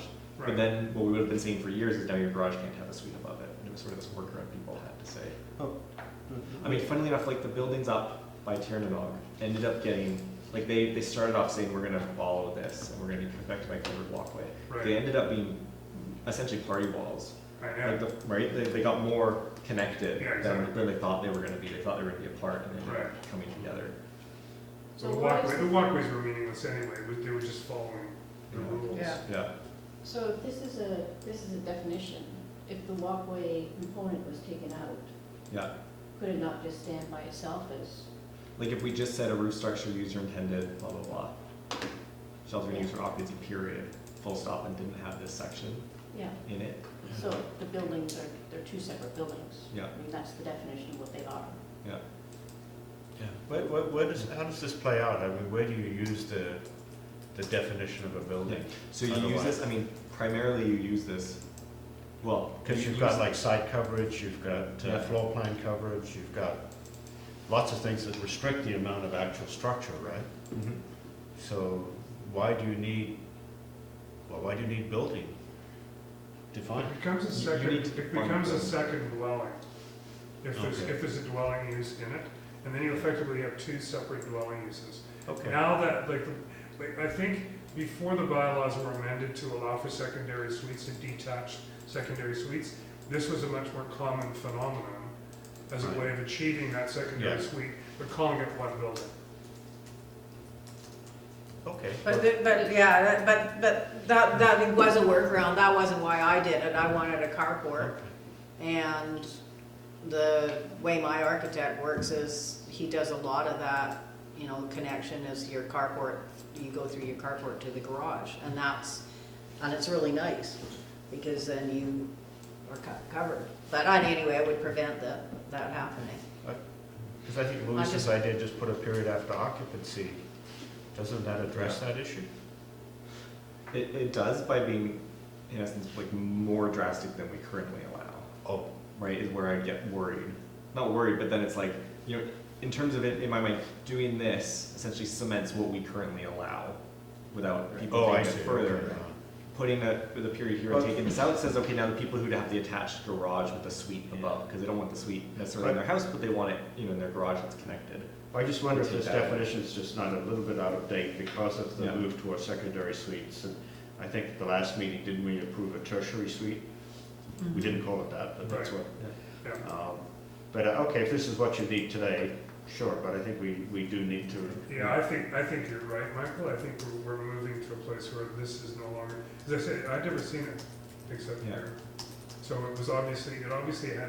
it came into the bylaw for a purpose, and I'm speculating what it was. At any rate, I mean, I think this is probably fair. There you go, what you want. Okay. So this one we talked about before, so floor area, the draught and what the APC had said measured to the inner surface of exterior walls. And then we're talking about, so the having a floor and ceiling 2 meters apart and changing that to 1.5 meters apart.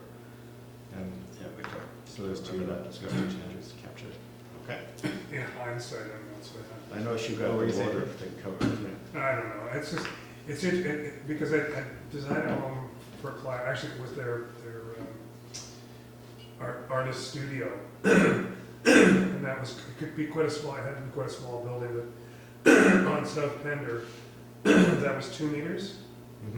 And it allowed us to have these little bump out bays, where they could store all their art supplies and stuff, and it wasn't counted in the floor area of the studio cottage. So at least one of the duplexes by Tiernanog has an entire floor plate, 2.0 meter. Right, because, Yeah. yeah. So, Well, so lot coverage as well, we had talked about, and so what we looked at is, instead of saying the footprint, so being where it touches, seeing the total horizontal area of the lot area may be built upon, and then defining, okay, it's definitely, this is sort of capturing what we're ready to do, but saying structures over 2 feet in height are counted as structures and things that are below or not, to make that clear. And then saying how excluding eaves, so it's the total area, but you can knock off the eaves to a maximum size. I'm a little troubled with that. Okay. So if I want to have a 4-foot roof overhang on my house because I like 4-foot roof Yeah. overhangs in this climate, I'm going to have a perimeter of my building that's 12 inches wide. It's going to be roof only, but it will be included in the lot coverage. Yeah, I mean, and the eaves can be longer too, I guess. Like, it's just more the definition is like the lot coverage is what's covered. Yeah, I And then understand. we I say mean, we're not covering eaves. typically, my understanding is it's exclusive of the eaves of the building, irrespective of how big they are. And so And I it's know like there's a the point eaves at are- which that becomes a covered space, and it's not just a roof eave anymore. Yeah. Maybe 0.9 is just too small. Well, it could be. I mean, if you changed it to 1.2, would that be a train wreck? If it's 0.9, does that include the gutter, also the actual Yeah. rainwater gutter Yeah. or not? You know, there's a whole bunch of Yeah. little sort of details in all of that. I agree. I think simply the footprint of the building is the footprint of the building. And the eaves are not part of, well, they're part of the building, but they shouldn't be considered lot coverage. But I guess Because at that's the open point, space. you know, we see, so if you cover your deck, right, if you have like a veranda would be covered, is that Yeah. included? No, So if you cover, but if your decks are twice the size of your house and you've covered the lot, like it's covered. well, what's wrong with that? Like I said, then, like, there's a maximum lot coverage, so how are we defining what we mean by when we say lot coverage? So if you have a covered outdoor area, it's a roof over, Yeah, 4 posts holding Yeah. up, 2 posts and the other part of it's connected to the house, is that part of the lot coverage? yeah. Yeah. Or do you have a gazebo or Right. a carport, that's just. Is that typical, Drew? Is that how it works in other?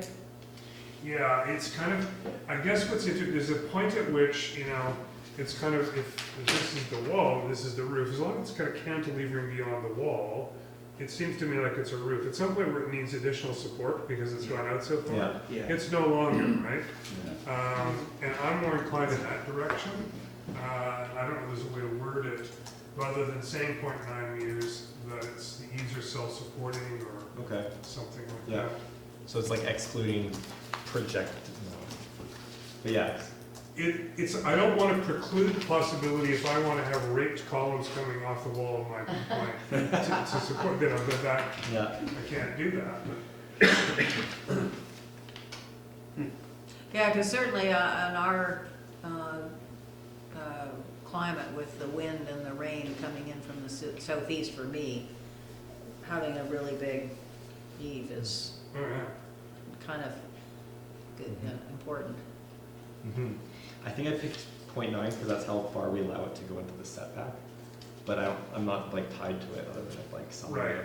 of having a clear thing to tell people, well, your I eaves think already that, included, I think but that's you're okay, covered that. you know, I mean, and then, like, leave the 0.9 in the setback, Yeah, because I've run into that too, that, okay, and then a decision had to be made.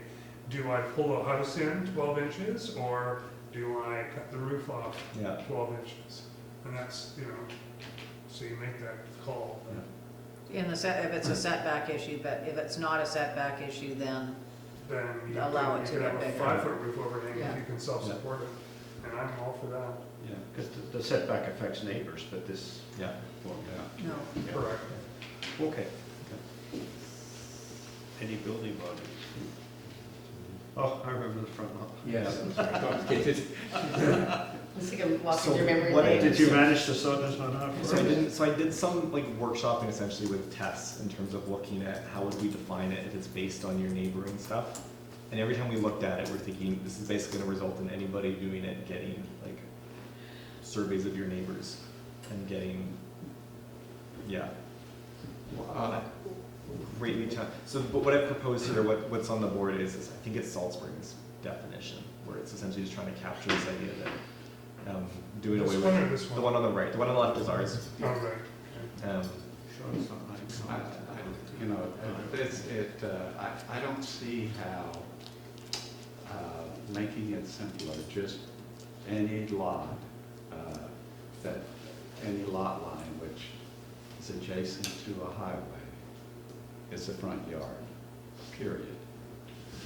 What's wrong with that? Corner.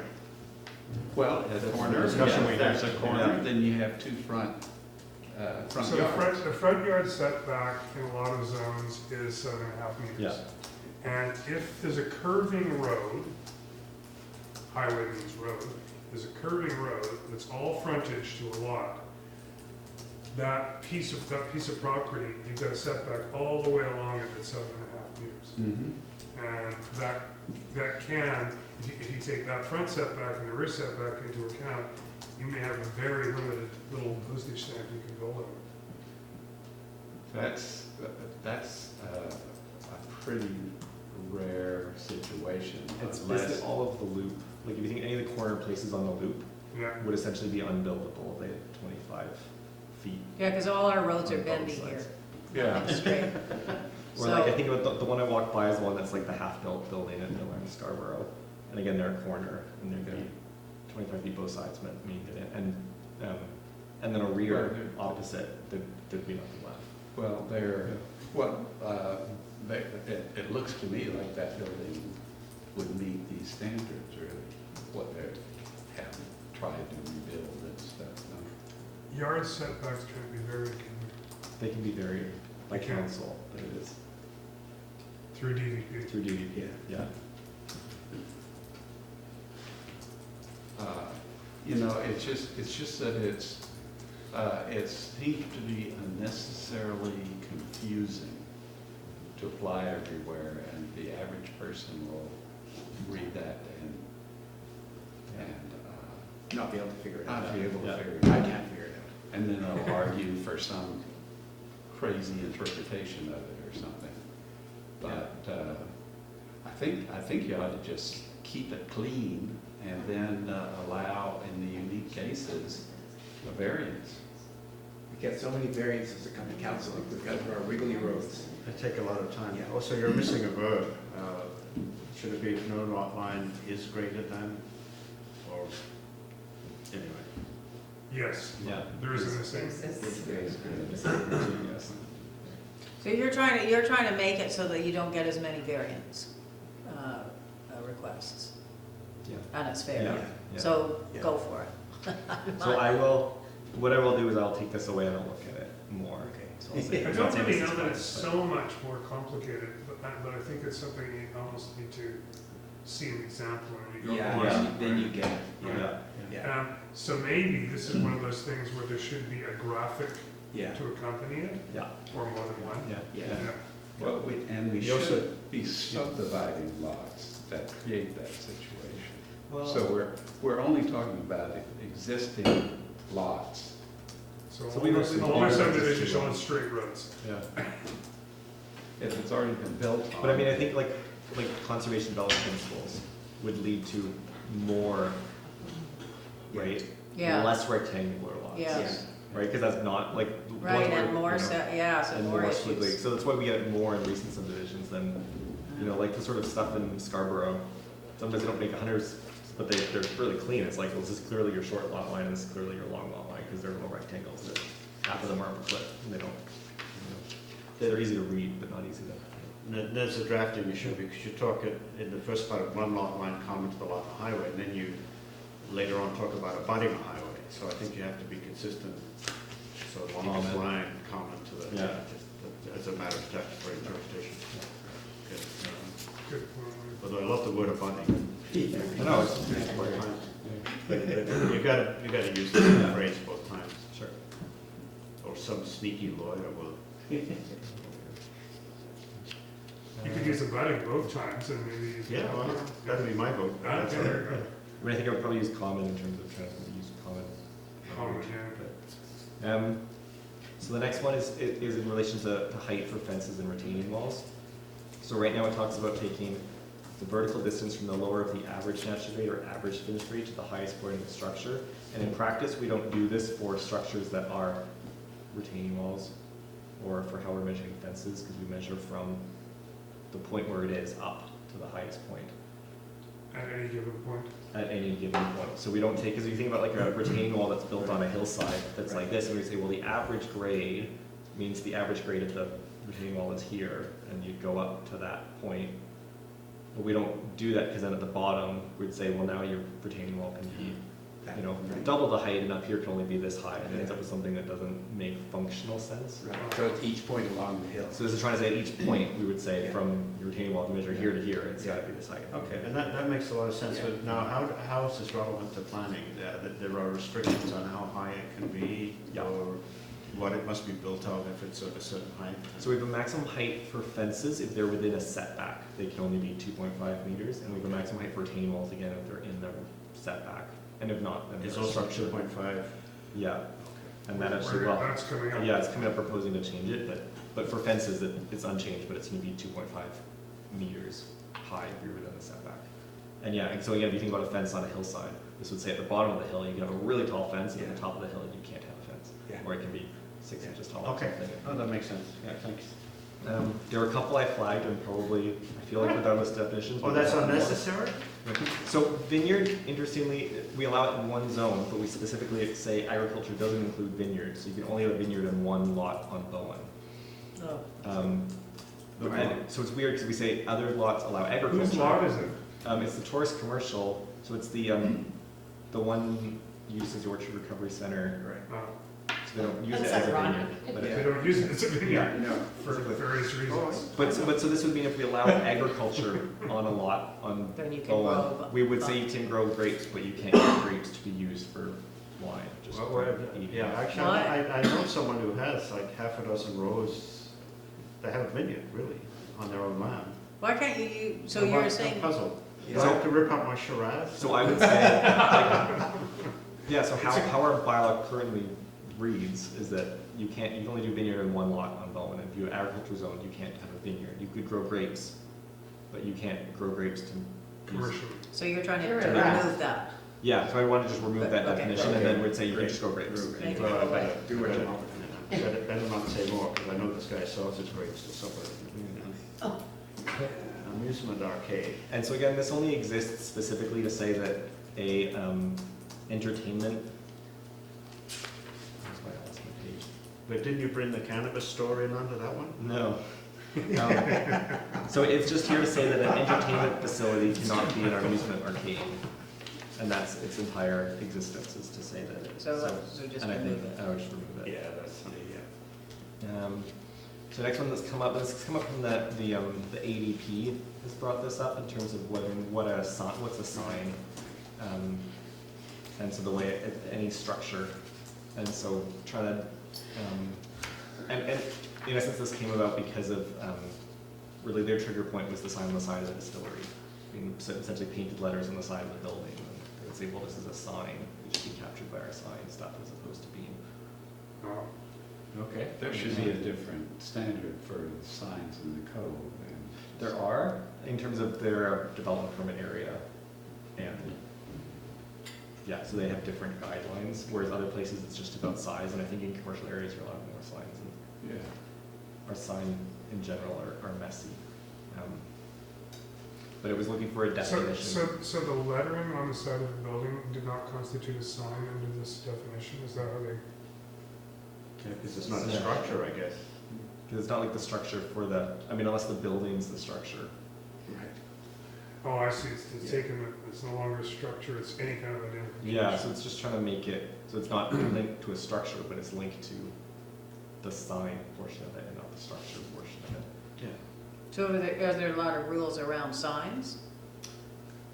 Yes. Yeah, there are. If they're not expensive, it's okay.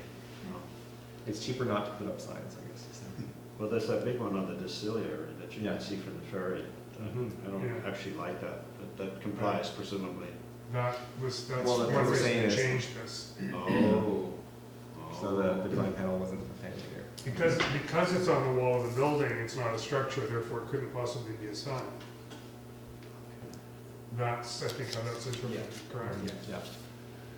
So the next one, just looking to revamp, so our in definition, which is for the Cowan Point area and also Artisan Square. Currently is a very big definition, so it's a building or group of buildings that may do a bunch of stuff, but never actually says what it is, what it does do. So I've had quite a challenge interpreting it at various times, so trying to change it so it's like, it's a use that's doing overnight guest accommodation for transient guests, and then it may include the same things that are already in the zone, but just trying to capture it. I didn't have time to check, but it looks to me like it's almost identical to a retreat center.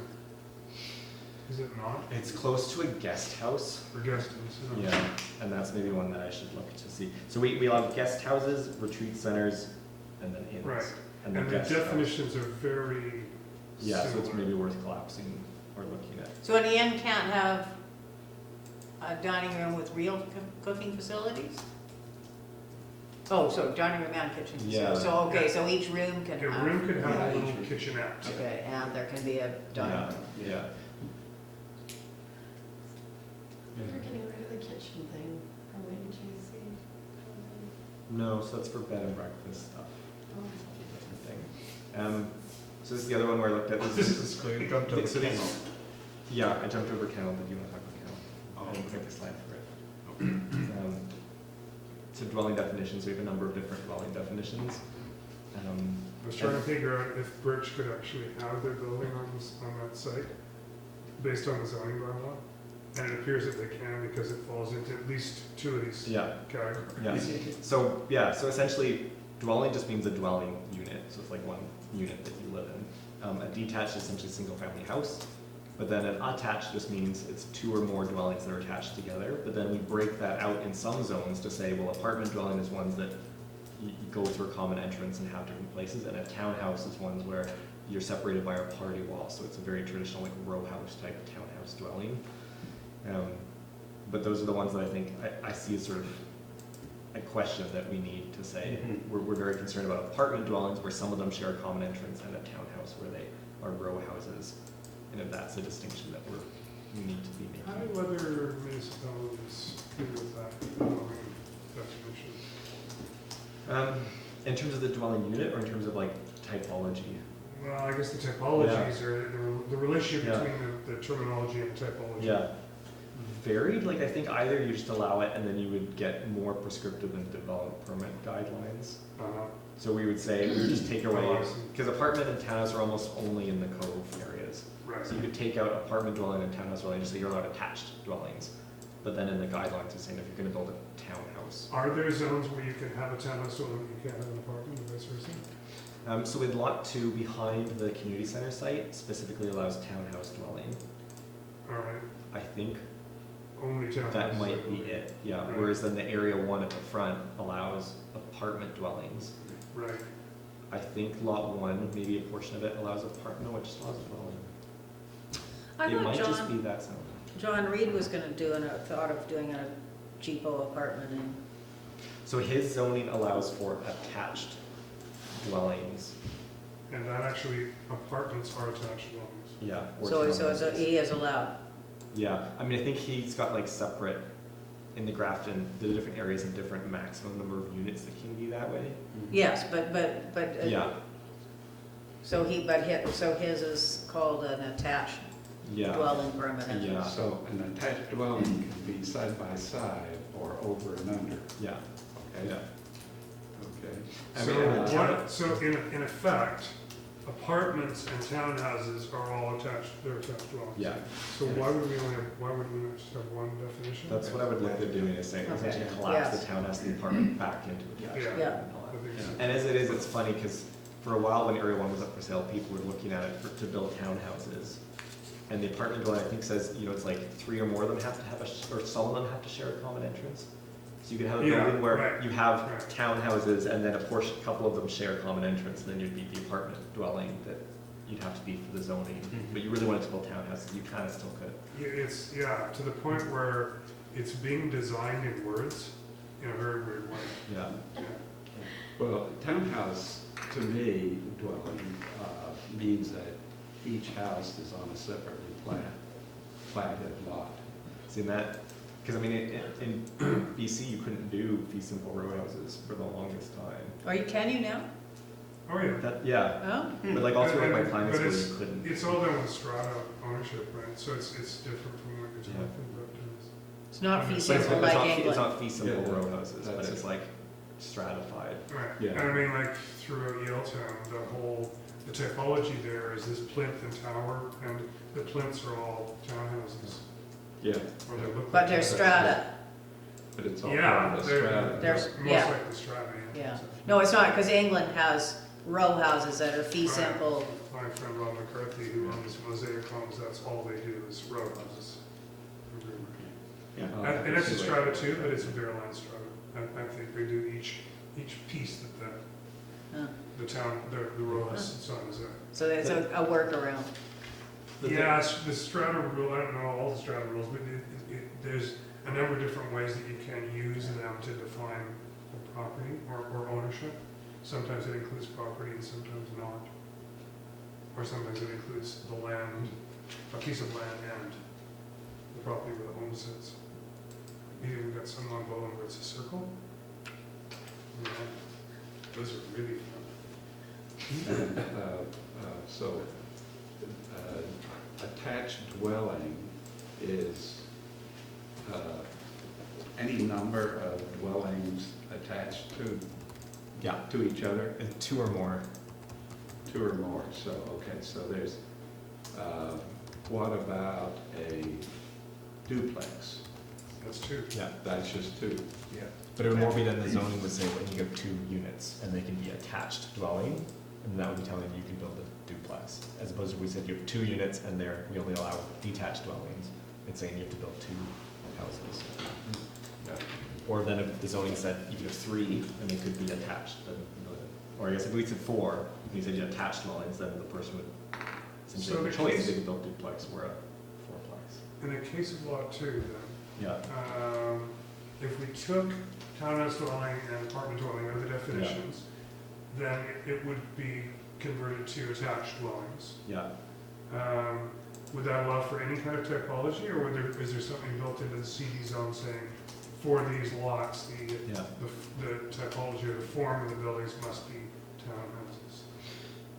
No, it would allow it to be. Any one of Yeah. those? Right. Yeah. So where you're headed with this, or detached, at a detached dwelling, okay, you probably don't have to change Yeah. that. That is what it is. So really, you headed to just 2 basic definitions, detached dwellings and detached dwellings. And then under attached dwellings, you'll have some zoning subcategories. I mean, will you still be preserving the idea of a townhouse or a duplex or a That was the thrust of my Cost for question. apartment or, What happens is the zone then, if it says you can have an attached dwelling, you yeah, could have duplexes, triplexes, townhouses, apartments, you could have any of those things. right. But there must be zoning so where you can have only duplexes and not, say, a 20-unit apartment building. Yes, and I think you Yeah. can build that into the zone, Yeah. right? That's where that emerges, but you just need to, yeah, okay. Yeah, But so we give flexibility for people to be creative to either do apartments or townhouses or a combination of the 2, and Depending on if they're allowed depending on the 20 zone. units, yeah, if they're allowed 20 units, Right. they can, and it's Yeah. detached, and it's, And then, I mean, we build in other things in some of the different zones have either, maximum unit size sometimes, or they have maximum like building size, which both sort of limit that by saying your building's gonna be this Sure, big, you have that the drives this. The lot coverage issue as Yeah. well, Yeah. so, yeah, okay, that makes sense. Does the dwelling 2-family secondary dwelling go also? No, so those stay, because those are the duplexes up here in Nog that allow them to be, Oh. so they're like, yeah, they're funky. I wouldn't want So- to change it without. Okay. But could they not simply be redefined as attached dwellings? If it's only Yeah. applying to that? Yeah, I'd like to Because see, they, Yeah, because they not became simply- yeah. duplexes, right? Yeah, yeah, and that way you can avoid defining family, which is tough these days. yeah. Well, no, true, good point. So, And then you don't have secondary dwelling Yeah, hooked into all of this, yeah. and because they're not really called secondary dwellings, right? Secondary suite They're or, called check. secondary suites. Well, because these are not suites in this. Right, exactly, but Yeah. I think, but then there's an inherent complication, because if you use secondary and some kind of Yeah. living place, you put them in one. Yeah. Okay. We'll look at that. And that should get you down to maybe just one or two definitions. Yeah, well, and we have secondary dwellings on allowed on lots of certain size. Well, we have detached secondary suites. Yes, so a secondary dwelling could be attached or detached. We're no longer gonna have secondary dwellings, we're gonna have either attached or detached secondary suites. Yeah, well, that's weird. No, I guess I need to see it when it's made. Yeah, but the terminology people are using is sort of, yeah, is a little different, I think. It's all over the The place. understanding of it. Anyway, okay. So then we have these two definitions. So a couple of our zones we allow personal care home, and in a couple zones we allow supportive housing. They're not really the same though, I saw that you wanted to. Yeah. They don't feel the same to me. Okay.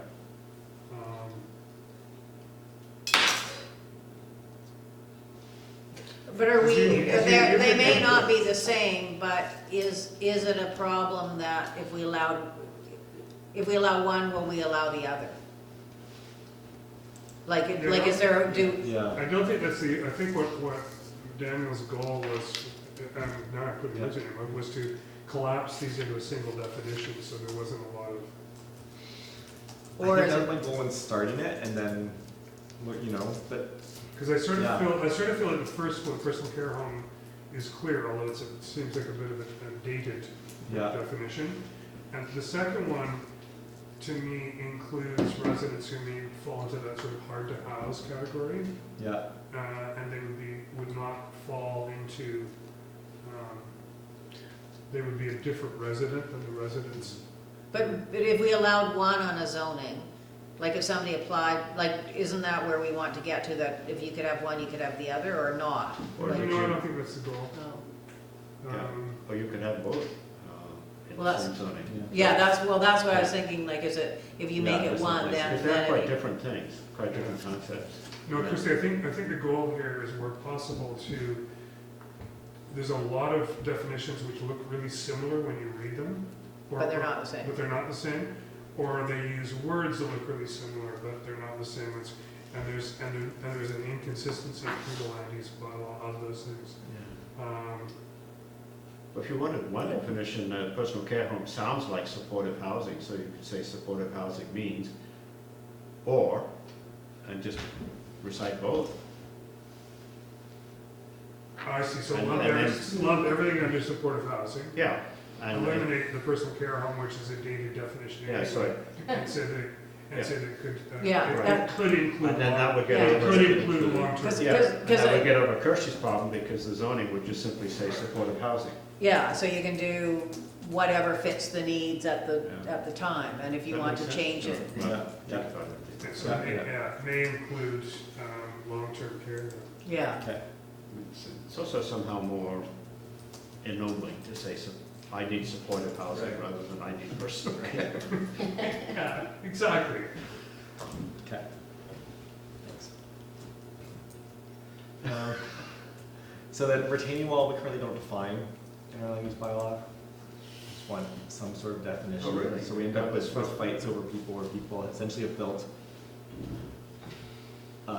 you know, like a perimeter to encase dirt that they're placing in it and say, well, it's a retaining wall.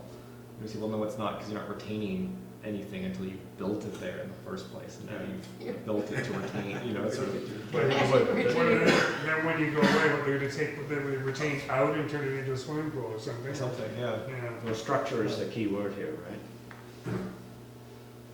Yeah, and just even the intent of it to retain, and I think I took this from, I think this is West Ann's definition. But it's just something that we want some sort of new, like, a definite, I want it defined, so I can say this is what it is, and it's not Okay. building a box for soil, to stand, it's not a retaining wall, that's So why are you allowed to do certain things with retaining walls that you're not allowed to do with? You're allowed to do them in setbacks. There's height restrictions. Oh, okay, so this is to prevent gardens in setbacks.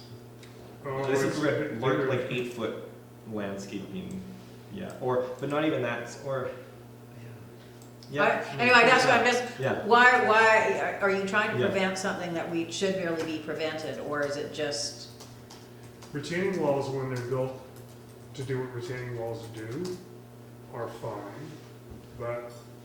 if But they- when wouldn't it be when fine? they- Well, they can, so first of all, there's two things, there's retaining walls, there's where they can be built. And they can currently be built anywhere. There's no restriction on building them in setbacks of any kind, for instance.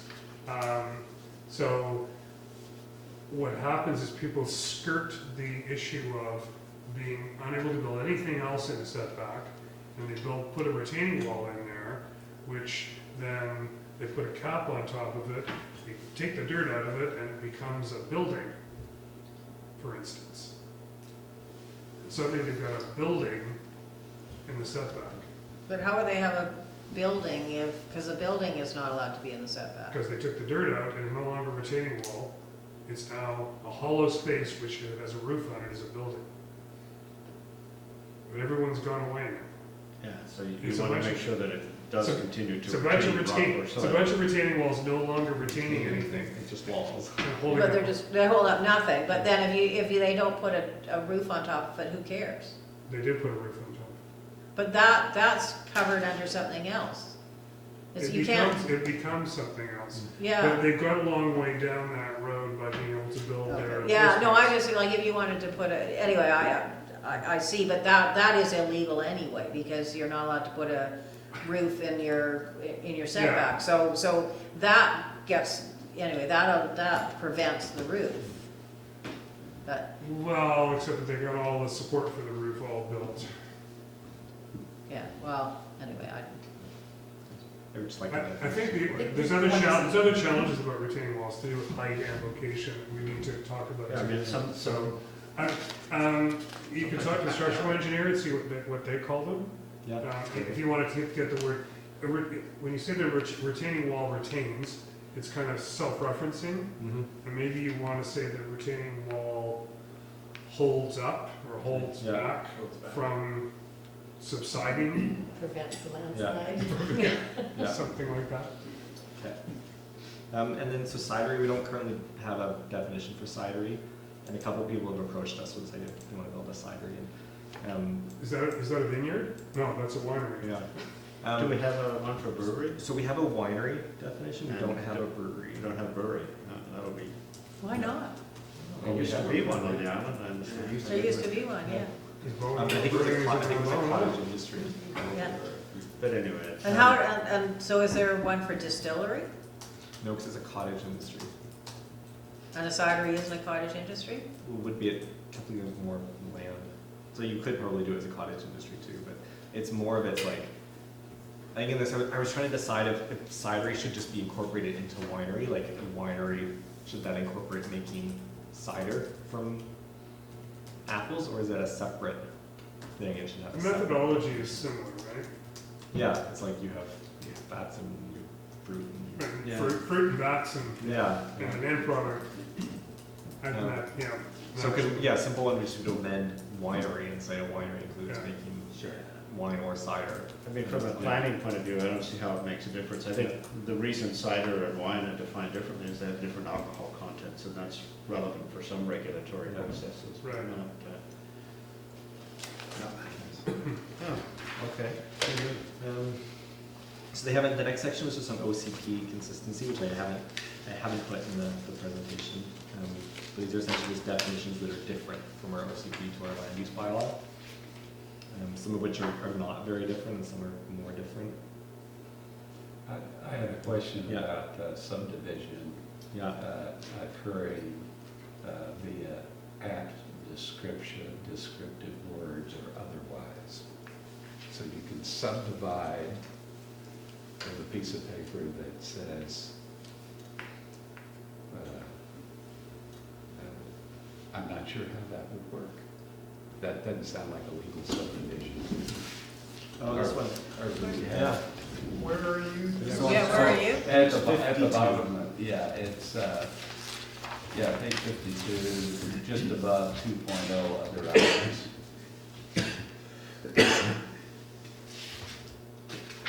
I mean, I think that's probably like old school. Like, I don't think you get away with it now. So if you ever seen like an old school plan, it would be like the land on the east of this other plan are created into a new lot or something. So they wouldn't actually be a plan for it, would be descriptive words to say, this is what we're subdividing. Okay, so are we going to continue to allow that? Is that what we're saying here? Well, I guess so. I But mean, the we've land got- title doesn't accept it. It's more the same. Basically, what the land title says is a subdivision. That's what a subdivision is. Okay, so that comes out of that sort of includes old ones, but is that the case here on Bowen? We have Subdivisions that are some, done by then, descriptive words. yeah, I'm trying to think of the old ones I've seen. I don't know, actually. I mean, the for reference was just my reference note to say, okay, when the Land Title Act, because both of the definitions say as defined in the Land Title Act. And so I was like, okay, what is subdivision is defined in the Land Title Act? Oh, right. And they say subdivision is the division of land into two or more parcels, whether by plan, descriptive word, or otherwise. Is the essentially land title, is that land title definition? Yeah, although what they're really saying is that a parcel of land for which a separate title can be issued. That's what that's Yeah. really about, right? Yeah. And is that relevant? I guess it's relevant to our OCP. Yeah, descriptive words, I've never seen one like that, but theoretically you could say north of the creek and south of the creek, Yeah. but they wouldn't issue two separate titles for it. but then you'd have an argument over where the boundary is by the neighbors, probably. So, I had a parcel I was working on, it was described as the easterly portion of the southeasterly portion of the northwestern portion of parcel 734. Okay. Something like that. That sounds like an estate matter gone crazy. Exactly, it wasn't. I mean, I mean, it's Okay. fine, But all that's happening here is down is referencing what it says under the Land Title Act. so just take the first part of it, two or more. No, so sorry, subdivisions. Dan, so like subdivisions is currently, this is our land use Yeah. bylaw, that's the subdivision part, and the OCP is just that those next two lines. Subdivision Yeah. means a parcelization of land defined under the Land Title Act or the Strata Property Act, period. Like, that's the definition of the OCP. Yeah. Okay, well. And that was We don't my need the reference. parcelization to say That was that. the- No, that's just, he's explaining what's in the Land Title Act, that's all. Yeah. Yeah, okay, so, okay, okay. I guess, So the OCP That's version different. and the land use bylaw version are very similar. Yeah, Yeah, But they're not identical. but they're not identical, so I looked at them identical. yeah. Let's make them identical. Yeah. Sure, it doesn't change the meaning on. Yeah. Okay, so then the start of start of section 3 of our land use bylaw has a series of prohibitions, so things that are not allowed in. And 3.31 prohibits airports, hovercraft ports, heliports, except for more necessary for emergency services. And this is one of the things that's actually a federal jurisdiction. So municipalities don't have any jurisdiction over airports. Anyway? Yeah, so like just drop it. Yeah, not so that, it so I doesn't just take matter. it out. Yeah. And then the second one is the prohibition about using tent, trailer, motorhome, camper, other recreational vehicle. And then, except we allow it for temporary sleep and accommodation for non-paying visitors for a period not exceeding 90 days in any 360-day period. On a residential property. And we would, or on a residential property. And you No, want to I know. take, and you want to take this right out? No. No, Where's this the- one is they want to add in, On a residential property. Yeah. Oh, okay. now, So- I've seen so we don't people get a who- tent camp again? who have trailers on their property and they're building their house. So that's permitted, it's not here, but that is where it is otherwise permitted by this bylaw. It allows you, if you have an active building permit, you can stay in a trailer for a year with Oh, a okay. sewage disposal plan approved by coastal health, essentially. is the Okay. contingent there. Okay, Yeah. good. So then we have an accessory building or structure regulation that says an accessory building structure needs to be 1.8 meters from the nearest part of the principal building, or within 1.2, can be within 1.2 meters of any part of another accessory building or structure. And so I think I would recommend removing this restriction, or building inspector. I It's think would do- inconsistent, right? Yeah, and it leads to Well, we really decided earlier. odd ones where either you have to, if you've got something close, you either have to connect it and make it one, or you have to move them further apart. Right. And especially we end up with weird things where, like, a retaining wall is a structure, so you have a retaining wall with a with a shed on top, we would make you separate them, because the retaining wall and the structure, Right. yeah. So what would you like to do with this, Daniel? Remove it? Just remove it. Remove it entirely? Just remove it entirely and say, it may come up, you know, you're gonna hit building code issues. Right. You're trying to do some things, Yeah. and then you're gonna have to address Yeah, them I or don't, not do it. I'm not seeing this anywhere else.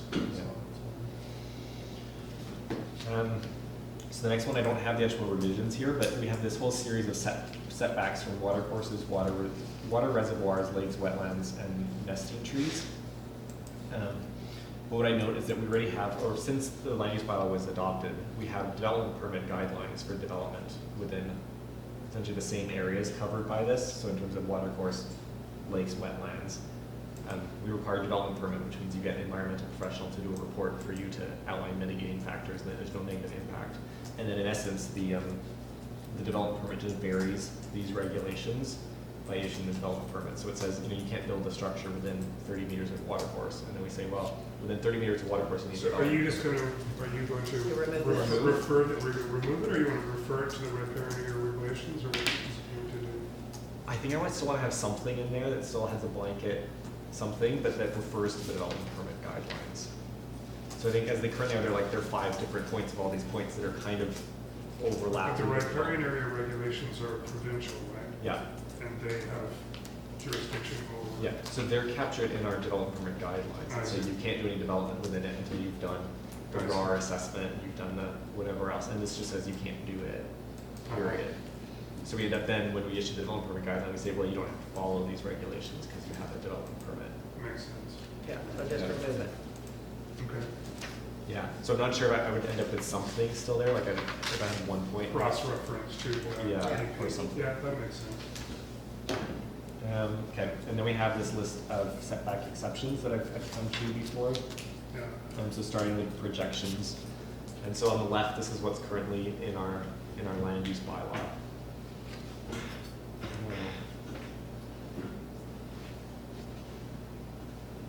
So I'd added this bit, obviously, into it as I was drafting.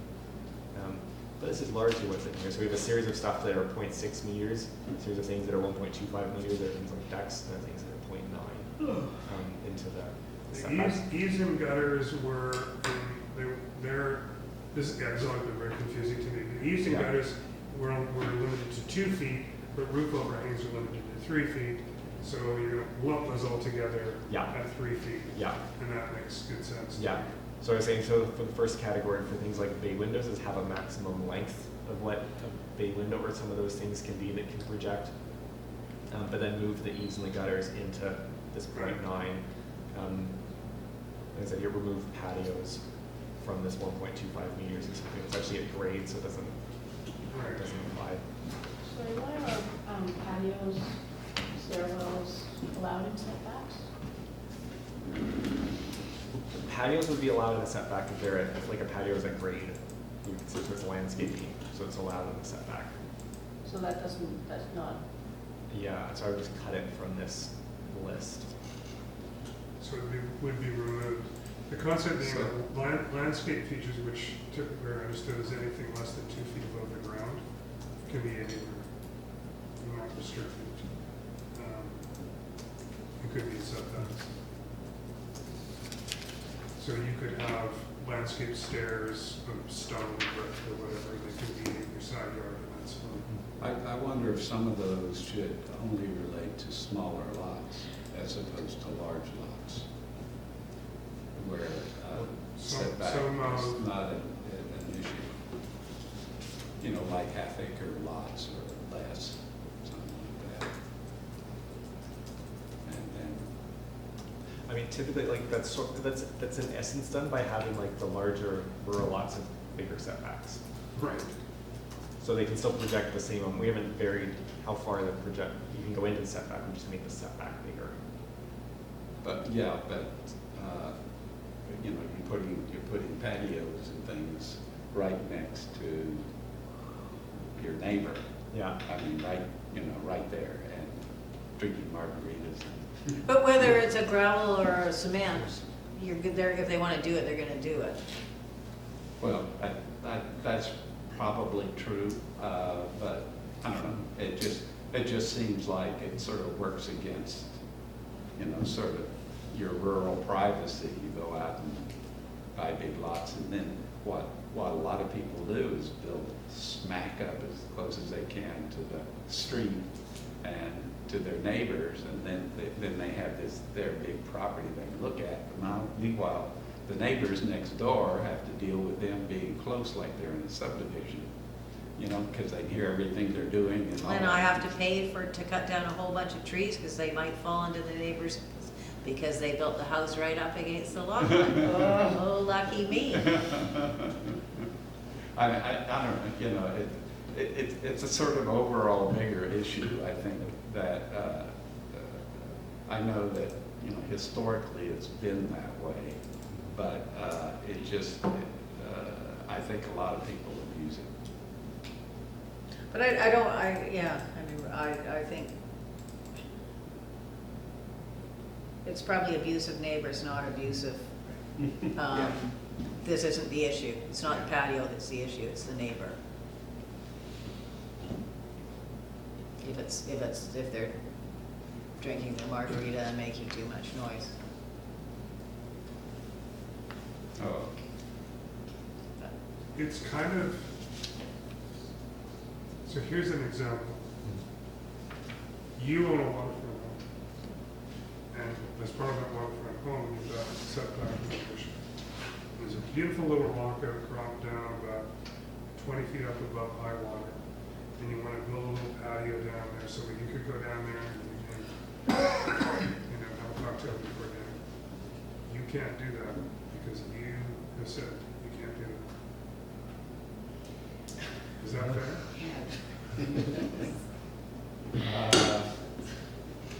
In that case, no, that's not fair, and you may want to exclude something like that when you're Yeah, not adjacent to This is where I another think neighbor. it gets a little bit too, Prescriptive. yeah, feels to me. It's kind of, and then you gotta go through the whole island and figure out what's the lot size it's gonna apply to, and it's not gonna apply to this lot size, it will apply to this lot size. And then should it apply to landscape stairs, and if I can't have landscape stairs in my side yard, I can't get from my backyard to my front yard because it goes like this. And it seems to me like it's a bit of a slippery slope to be concerned about those, pardon the mixed metaphors, to deal with those noisy neighbors. That's just my view. Well, this is fairly most jurisdictions allow, like, patios are at grade and you can do whatever you want with patio, yeah. So I don't think we want to be different on Bowen. Generally, yeah, people are very upset if they're being told that they can't do something, like use part of their property, which is essentially what it means, right? It's like some things like graders standing there, as opposed to people getting told that we can't stop their neighbors using the side of their property that's adjacent to their house. People have much stronger opinions about neighbors' use of neighbors' property than their use of their property. So it goes, I guess. So we allow, within setbacks, we'll allow landscaping ponds. And so based on experience of people building landscaping ponds, we recommend some sort of maximal depth and area of a pond that can receive the exemption. How come? So somebody built within the setback to the sea a landscaping pond that you would look at and you would say, this is a swimming pool. And they said, no, this is a landscaping pond. And so our landscaping pond is undefined, and so essentially it's regulated by use. So it's like if they are using it as a swimming pool, it's contravening the land use bylaw. But if they're building a landscaping pond, it's built. So you can build a landscaping pond in the setback area, Yeah, in the but setback. not a swimming pool. Yeah. Okay, yeah. And, You can see and, if the So landscape you pond want has a to diving board. maybe that- introduce a definition of a landscape pond? I'd either introduce it or just say like a landscaping pond of a certain size can be within the setback. Because my recollection of the situation you're talking about, there were kind of several layers of depth to it because they were also using that pond as a source for their fire suppression system, which they were required to have. And they had to have access to water 24/7 in order to, yeah, so it gets, I didn't agree with how they solved that problem, but I do see where you're going with this.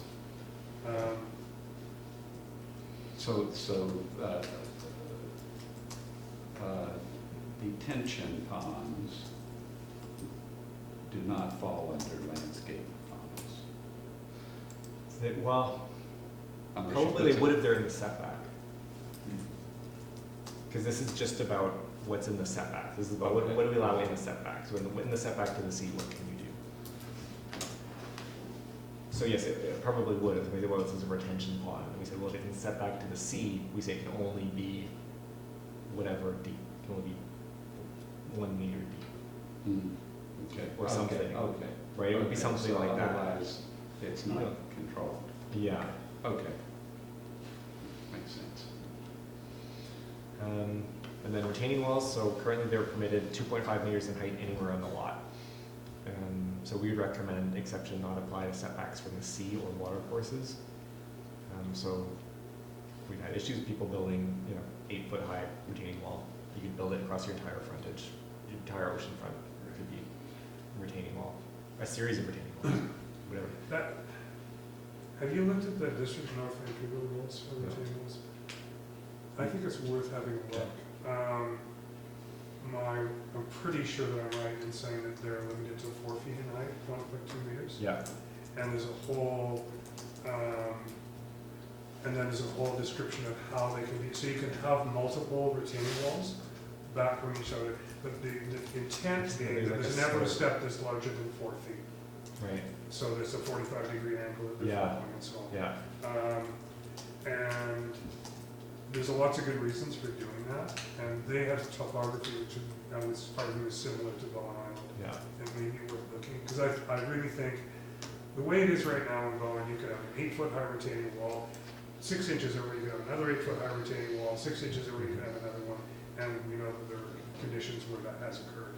Yeah.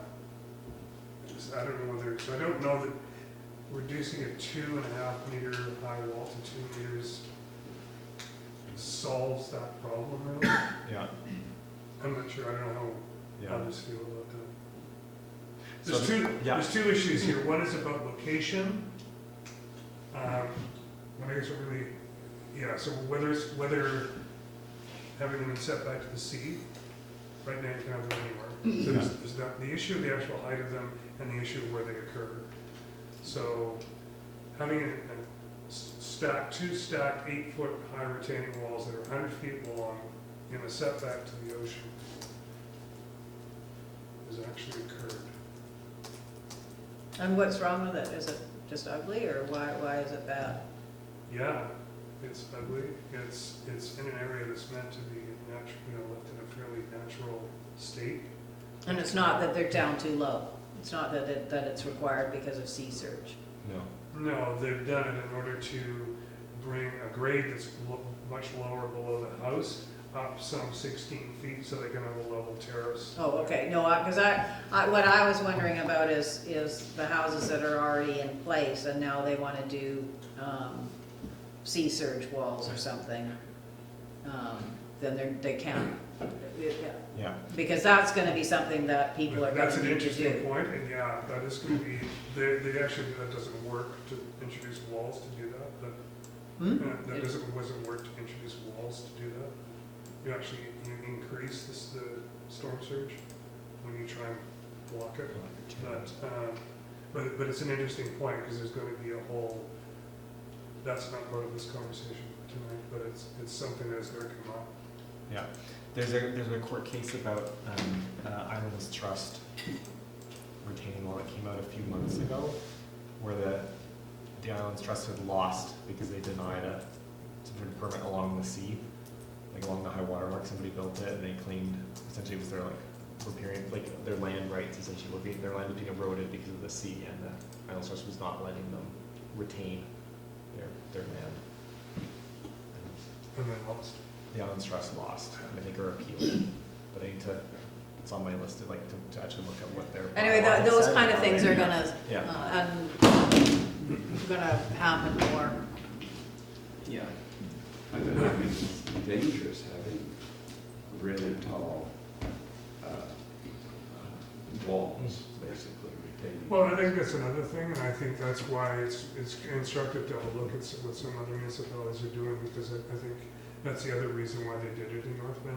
Yeah. So there's no, if you've got a 4-foot high retaining wall and you could have multiple retaining walls, but the angle of repose, if you will, is 45 degrees, by default, you're gonna have a series of 4-foot wide flat areas. Yeah. And that hopefully is going to save some children from falling Yeah. great distances down. Yeah.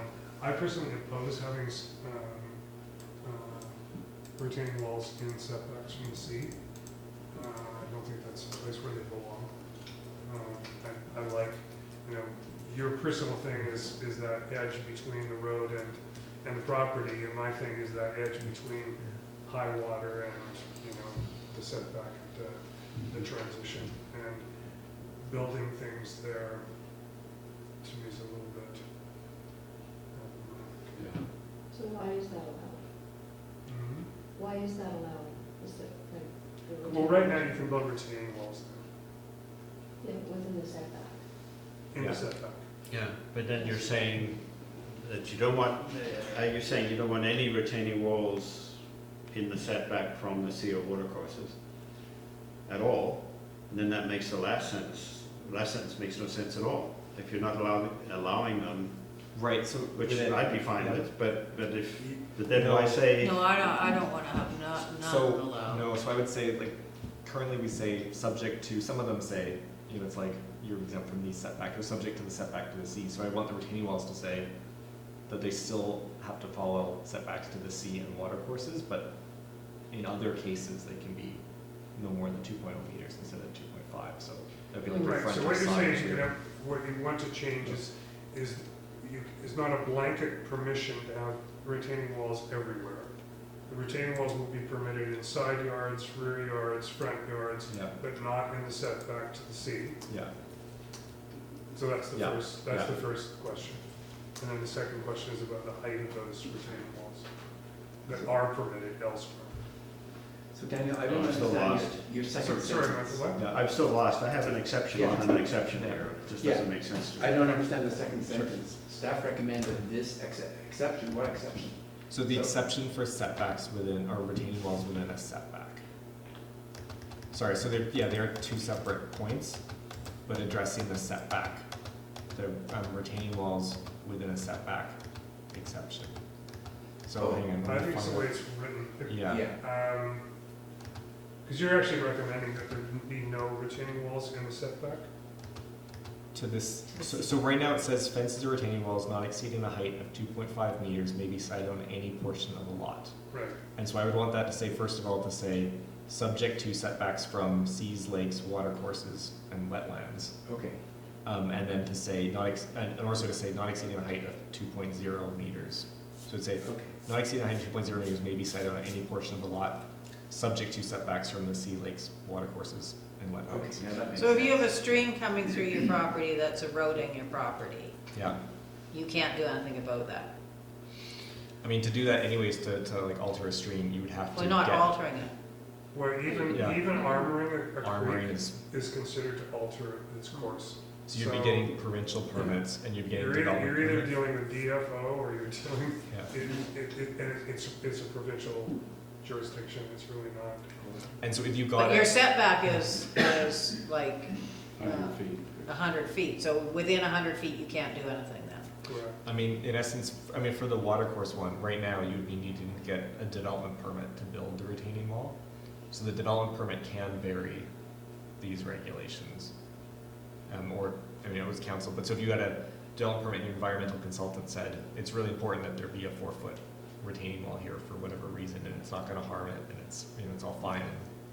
And they've certified it, the development permit, so staff could recommend to the CAO to approve to vary that siting requirement within the DP that you'd have to get anyways. But setback to the sea, there's no DP, it would have to be a council variance permit to vary the retaining wall to allow it. The creek situation is, the governance is for the, Yeah. province, right? And it would be DFO or Ministry of Environment and yeah, it's, what Daniel said, it's not that you can do nothing. If you've got a problem, you have to apply to DFO, And then explain the they say yes. situation, get an environmental consultant to come in and work with them to determine what you need to do. And it may be you could arm the creek, or it may be that you can build a retaining wall. And that, if you got that permission from the province, that would trump anything that the municipality would say about Yeah. Sometimes.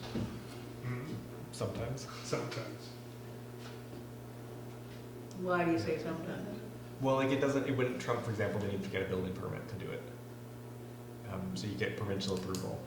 Right. And you may still need, like our development permits reference like riparian area stuff. So if you get riparian area assessment, it doesn't mean you don't need our development permit. It just means by getting it, you've Right. satisfied the requirements for the development permit, you can get your Right. development permit.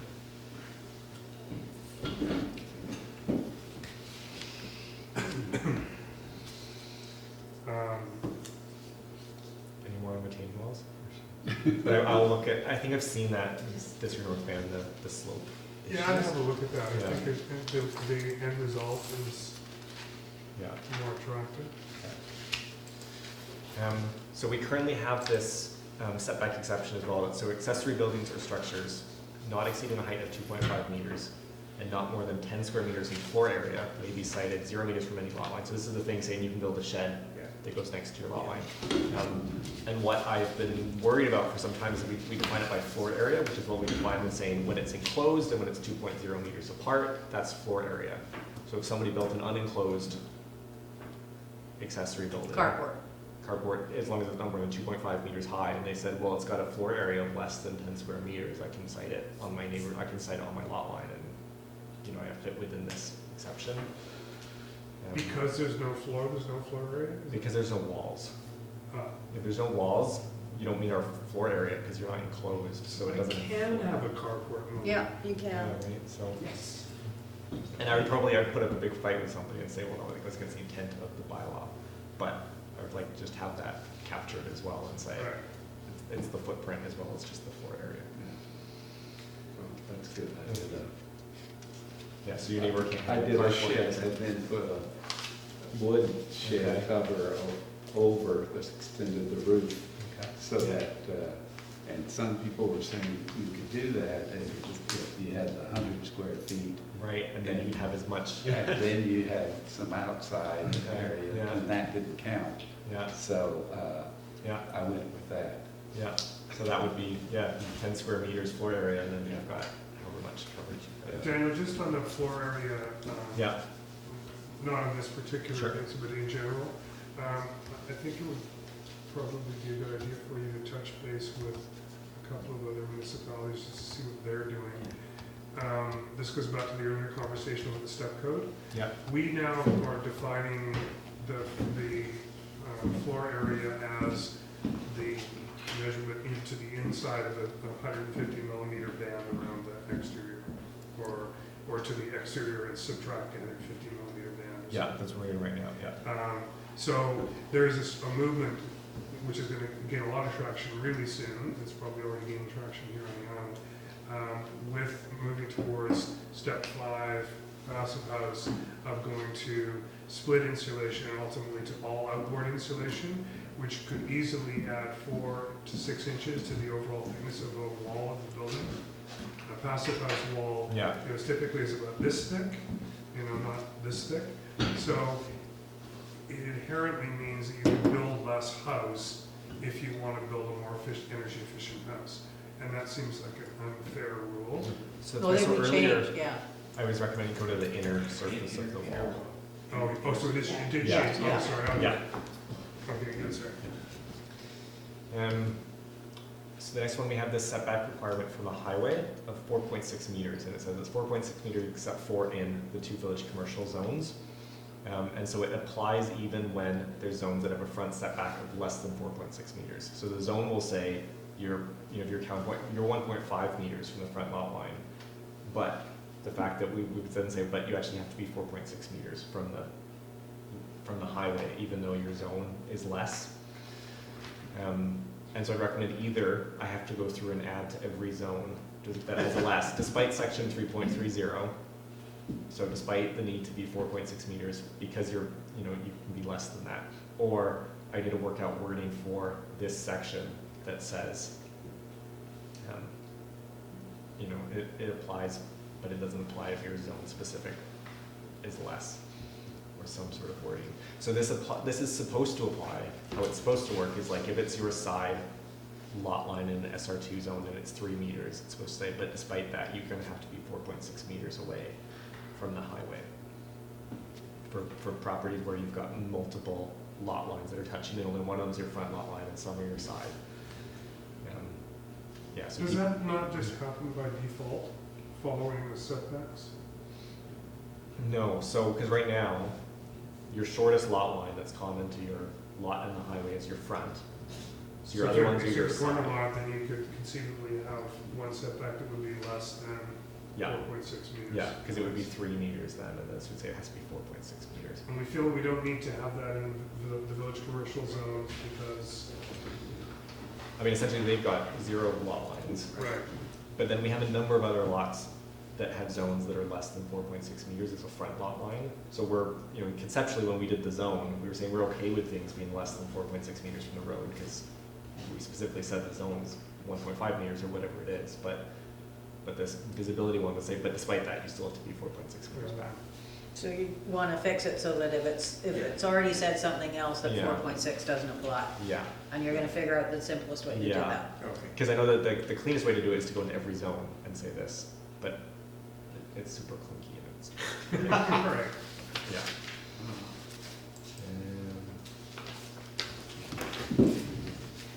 Okay, I don't know why I highlighted this one, but, so our sign section, as I say here, is, our sign section is not good in our land use bylaw, but I'm not fully addressing it here. But just the one in particular is that, keeps coming up in terms of, especially our bylaw department, is contractor signs. So you have somebody painting your house and they put up a house painting sign, or they're building a fence, they put up a fence building sign. And so currently we just say, we prohibit in all zones a sign which advertises or pertains to a business, service, or activity which has been discontinued for 30 days or more. So we would say, we interpret that as saying, okay, it means you're allowed to have the sign there while the service is being conducted on a property, but it's not if it's been gone. You for can't more than 30 advertise the days. roof for the next 5 years. Yeah, Yeah. yeah. But it's not really what the, it's not really what the section is written for. You can tell it's written for, you can put up a thing when you have a business running there or something, and then it's discontinued for 30 days, so now you've got to take your sign down now that the thing has moved on. So how are you going to sort it? I'm not sure, but Oh. I'm saying I would like to address it and somehow to clarify and say this is a permitted thing that we're permitting, or no, people actually don't want the signs up for the house painting sign or whatever, and we'd rather say no, it's not allowed at all. And then when people call and complain, we can say yes, it's not allowed, and they have to take it down. And I don't know if the APC has any particular opinions. I think they should allow people to put up, building by, or Yeah. wood So like supplied the by. temporary sign yeah. of something taking place on the lot. Because it's not a pretty sight anyway when it's being under construction. Yeah. It's a few more signs. But what about that issue? The house is finished, and there's one in my neighborhood like that. The house was finished a year ago, but the construction company's sign is still there. Yeah, no, that should come down. It should come down. And it has to come down, yeah. Presumably the owners don't care or don't know. Okay, now it has to come down, you're just gonna make that clear. I mean, I think the other thing I thought about was like, well, what if it's like a lawn care company and their signs stay up all the time? Like if they come or landscaping company, if they're continually, like they view it, well, they're on our survey. Or security We're coming company, every- yeah, everybody yeah. puts security company signs on their, Well, but then the activity's not being discontinued. I mean, if they're coming in every, once a month Yeah. to, Then I could just, yeah, okay. I don't know, I landscaping, wouldn't want them. You know, no, people landscaping's landscape yard. unusual, but security companies is typical. Yeah, but they're typically small. they're small. Yeah. Yeah. Well, yeah, but they're not that. Maximum size. Yeah. We're typically like, these are the ones we get like complaints about, because we get complaints about, because Yeah. people put up signs that are Yeah. supposed to be visible for passersby as opposed to like, Yeah. you know, Okay, well, we'll see what you come up with. yeah. Yeah. I get the concept of it. 2 square feet or something like that. So development permit guidelines, so we have a development permit guideline for Cape Project Curtis in our land use bylaw that is not designated in the official community plan, so it has no power or authority or purpose, and so I would remove it from our land use bylaw. Obviously, our previous OCP had a development permit area for Cape Project Curtis, and our current one does not, and so we have all these guidelines that don't have any purpose. Okay, and that's it. Oh, yay. All right. Yeah. I've got a lot of work there, resolution. You got a resolution. Hi. Do you want one? Yeah, what do you need a resolution on, Daniel? I had just brought the APC recommend council consider proposed land use bylaw amendments as outlined in the November 13th, 2019 report. there, yeah.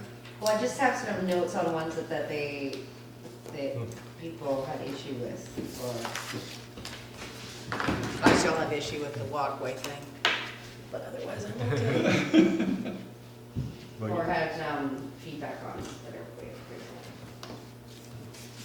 on. So it looks like.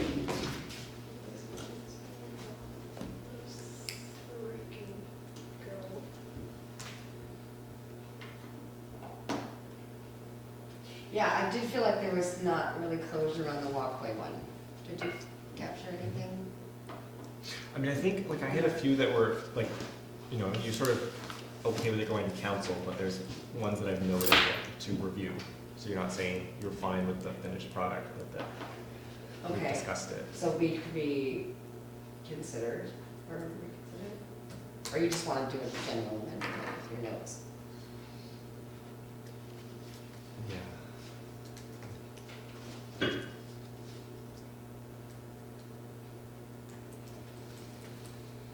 Yeah. Okay. Yeah. And then that was correct capture that use not be included in lot coverage definition, was that the? Yeah. Correct. Yeah. Yep. This is like a game. Yeah. Can I get this right? Doing well, Steph. You are. I'm surprised you don't go to sleep listening to us. Oh, Just a few typos there, but that's all right, yeah.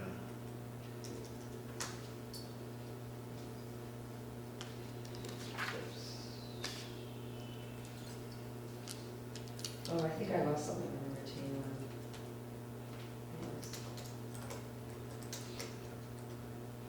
Holding back. Yeah, it was like holding up a landslide. Holding back water, sorry.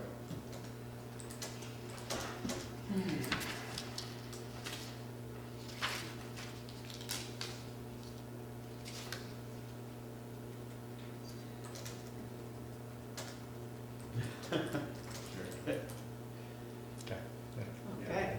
You do better than that. When it's not 10 o'clock at night. Oh, my God. Um, This sets our record for I know. as long as I've been Oh, on. I have to get up at 5 tomorrow. um, Um, Does that cover up the retaining wall setback from the ocean?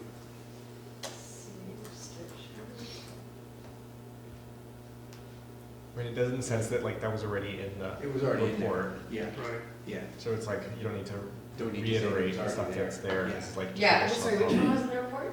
No, it's okay, Setback it's to fine. sea. Yeah, anything that was Yeah. already covered is not Yeah. gonna be in. Yeah. All right. Is everyone happy with the points? Do I have a motion? Yeah. Oh, Michael, Sure. second? No seconder? Happy to, I don't think I'm allowed that. Louise, all in favor? Okay, it's carries. In the absence of David Lynch, do we have someone to, We don't need to. I'll be David Wrench. thank you. The motion to adjourn is accepted.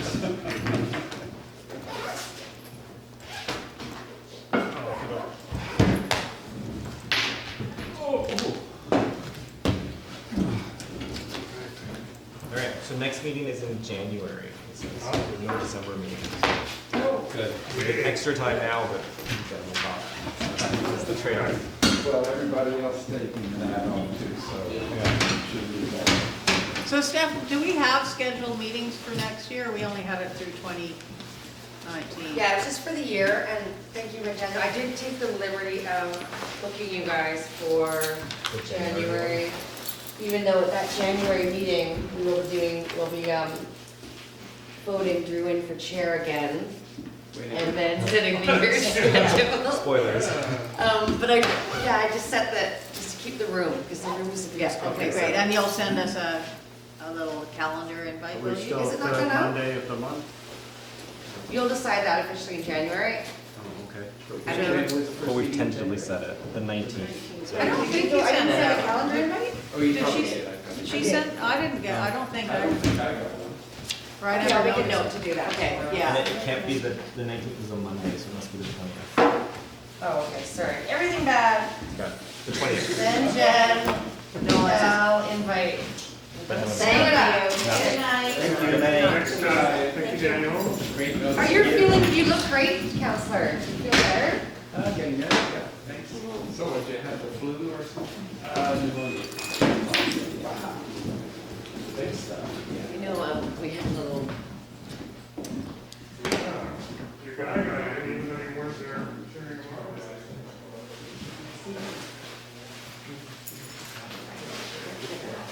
and it was like, yeah.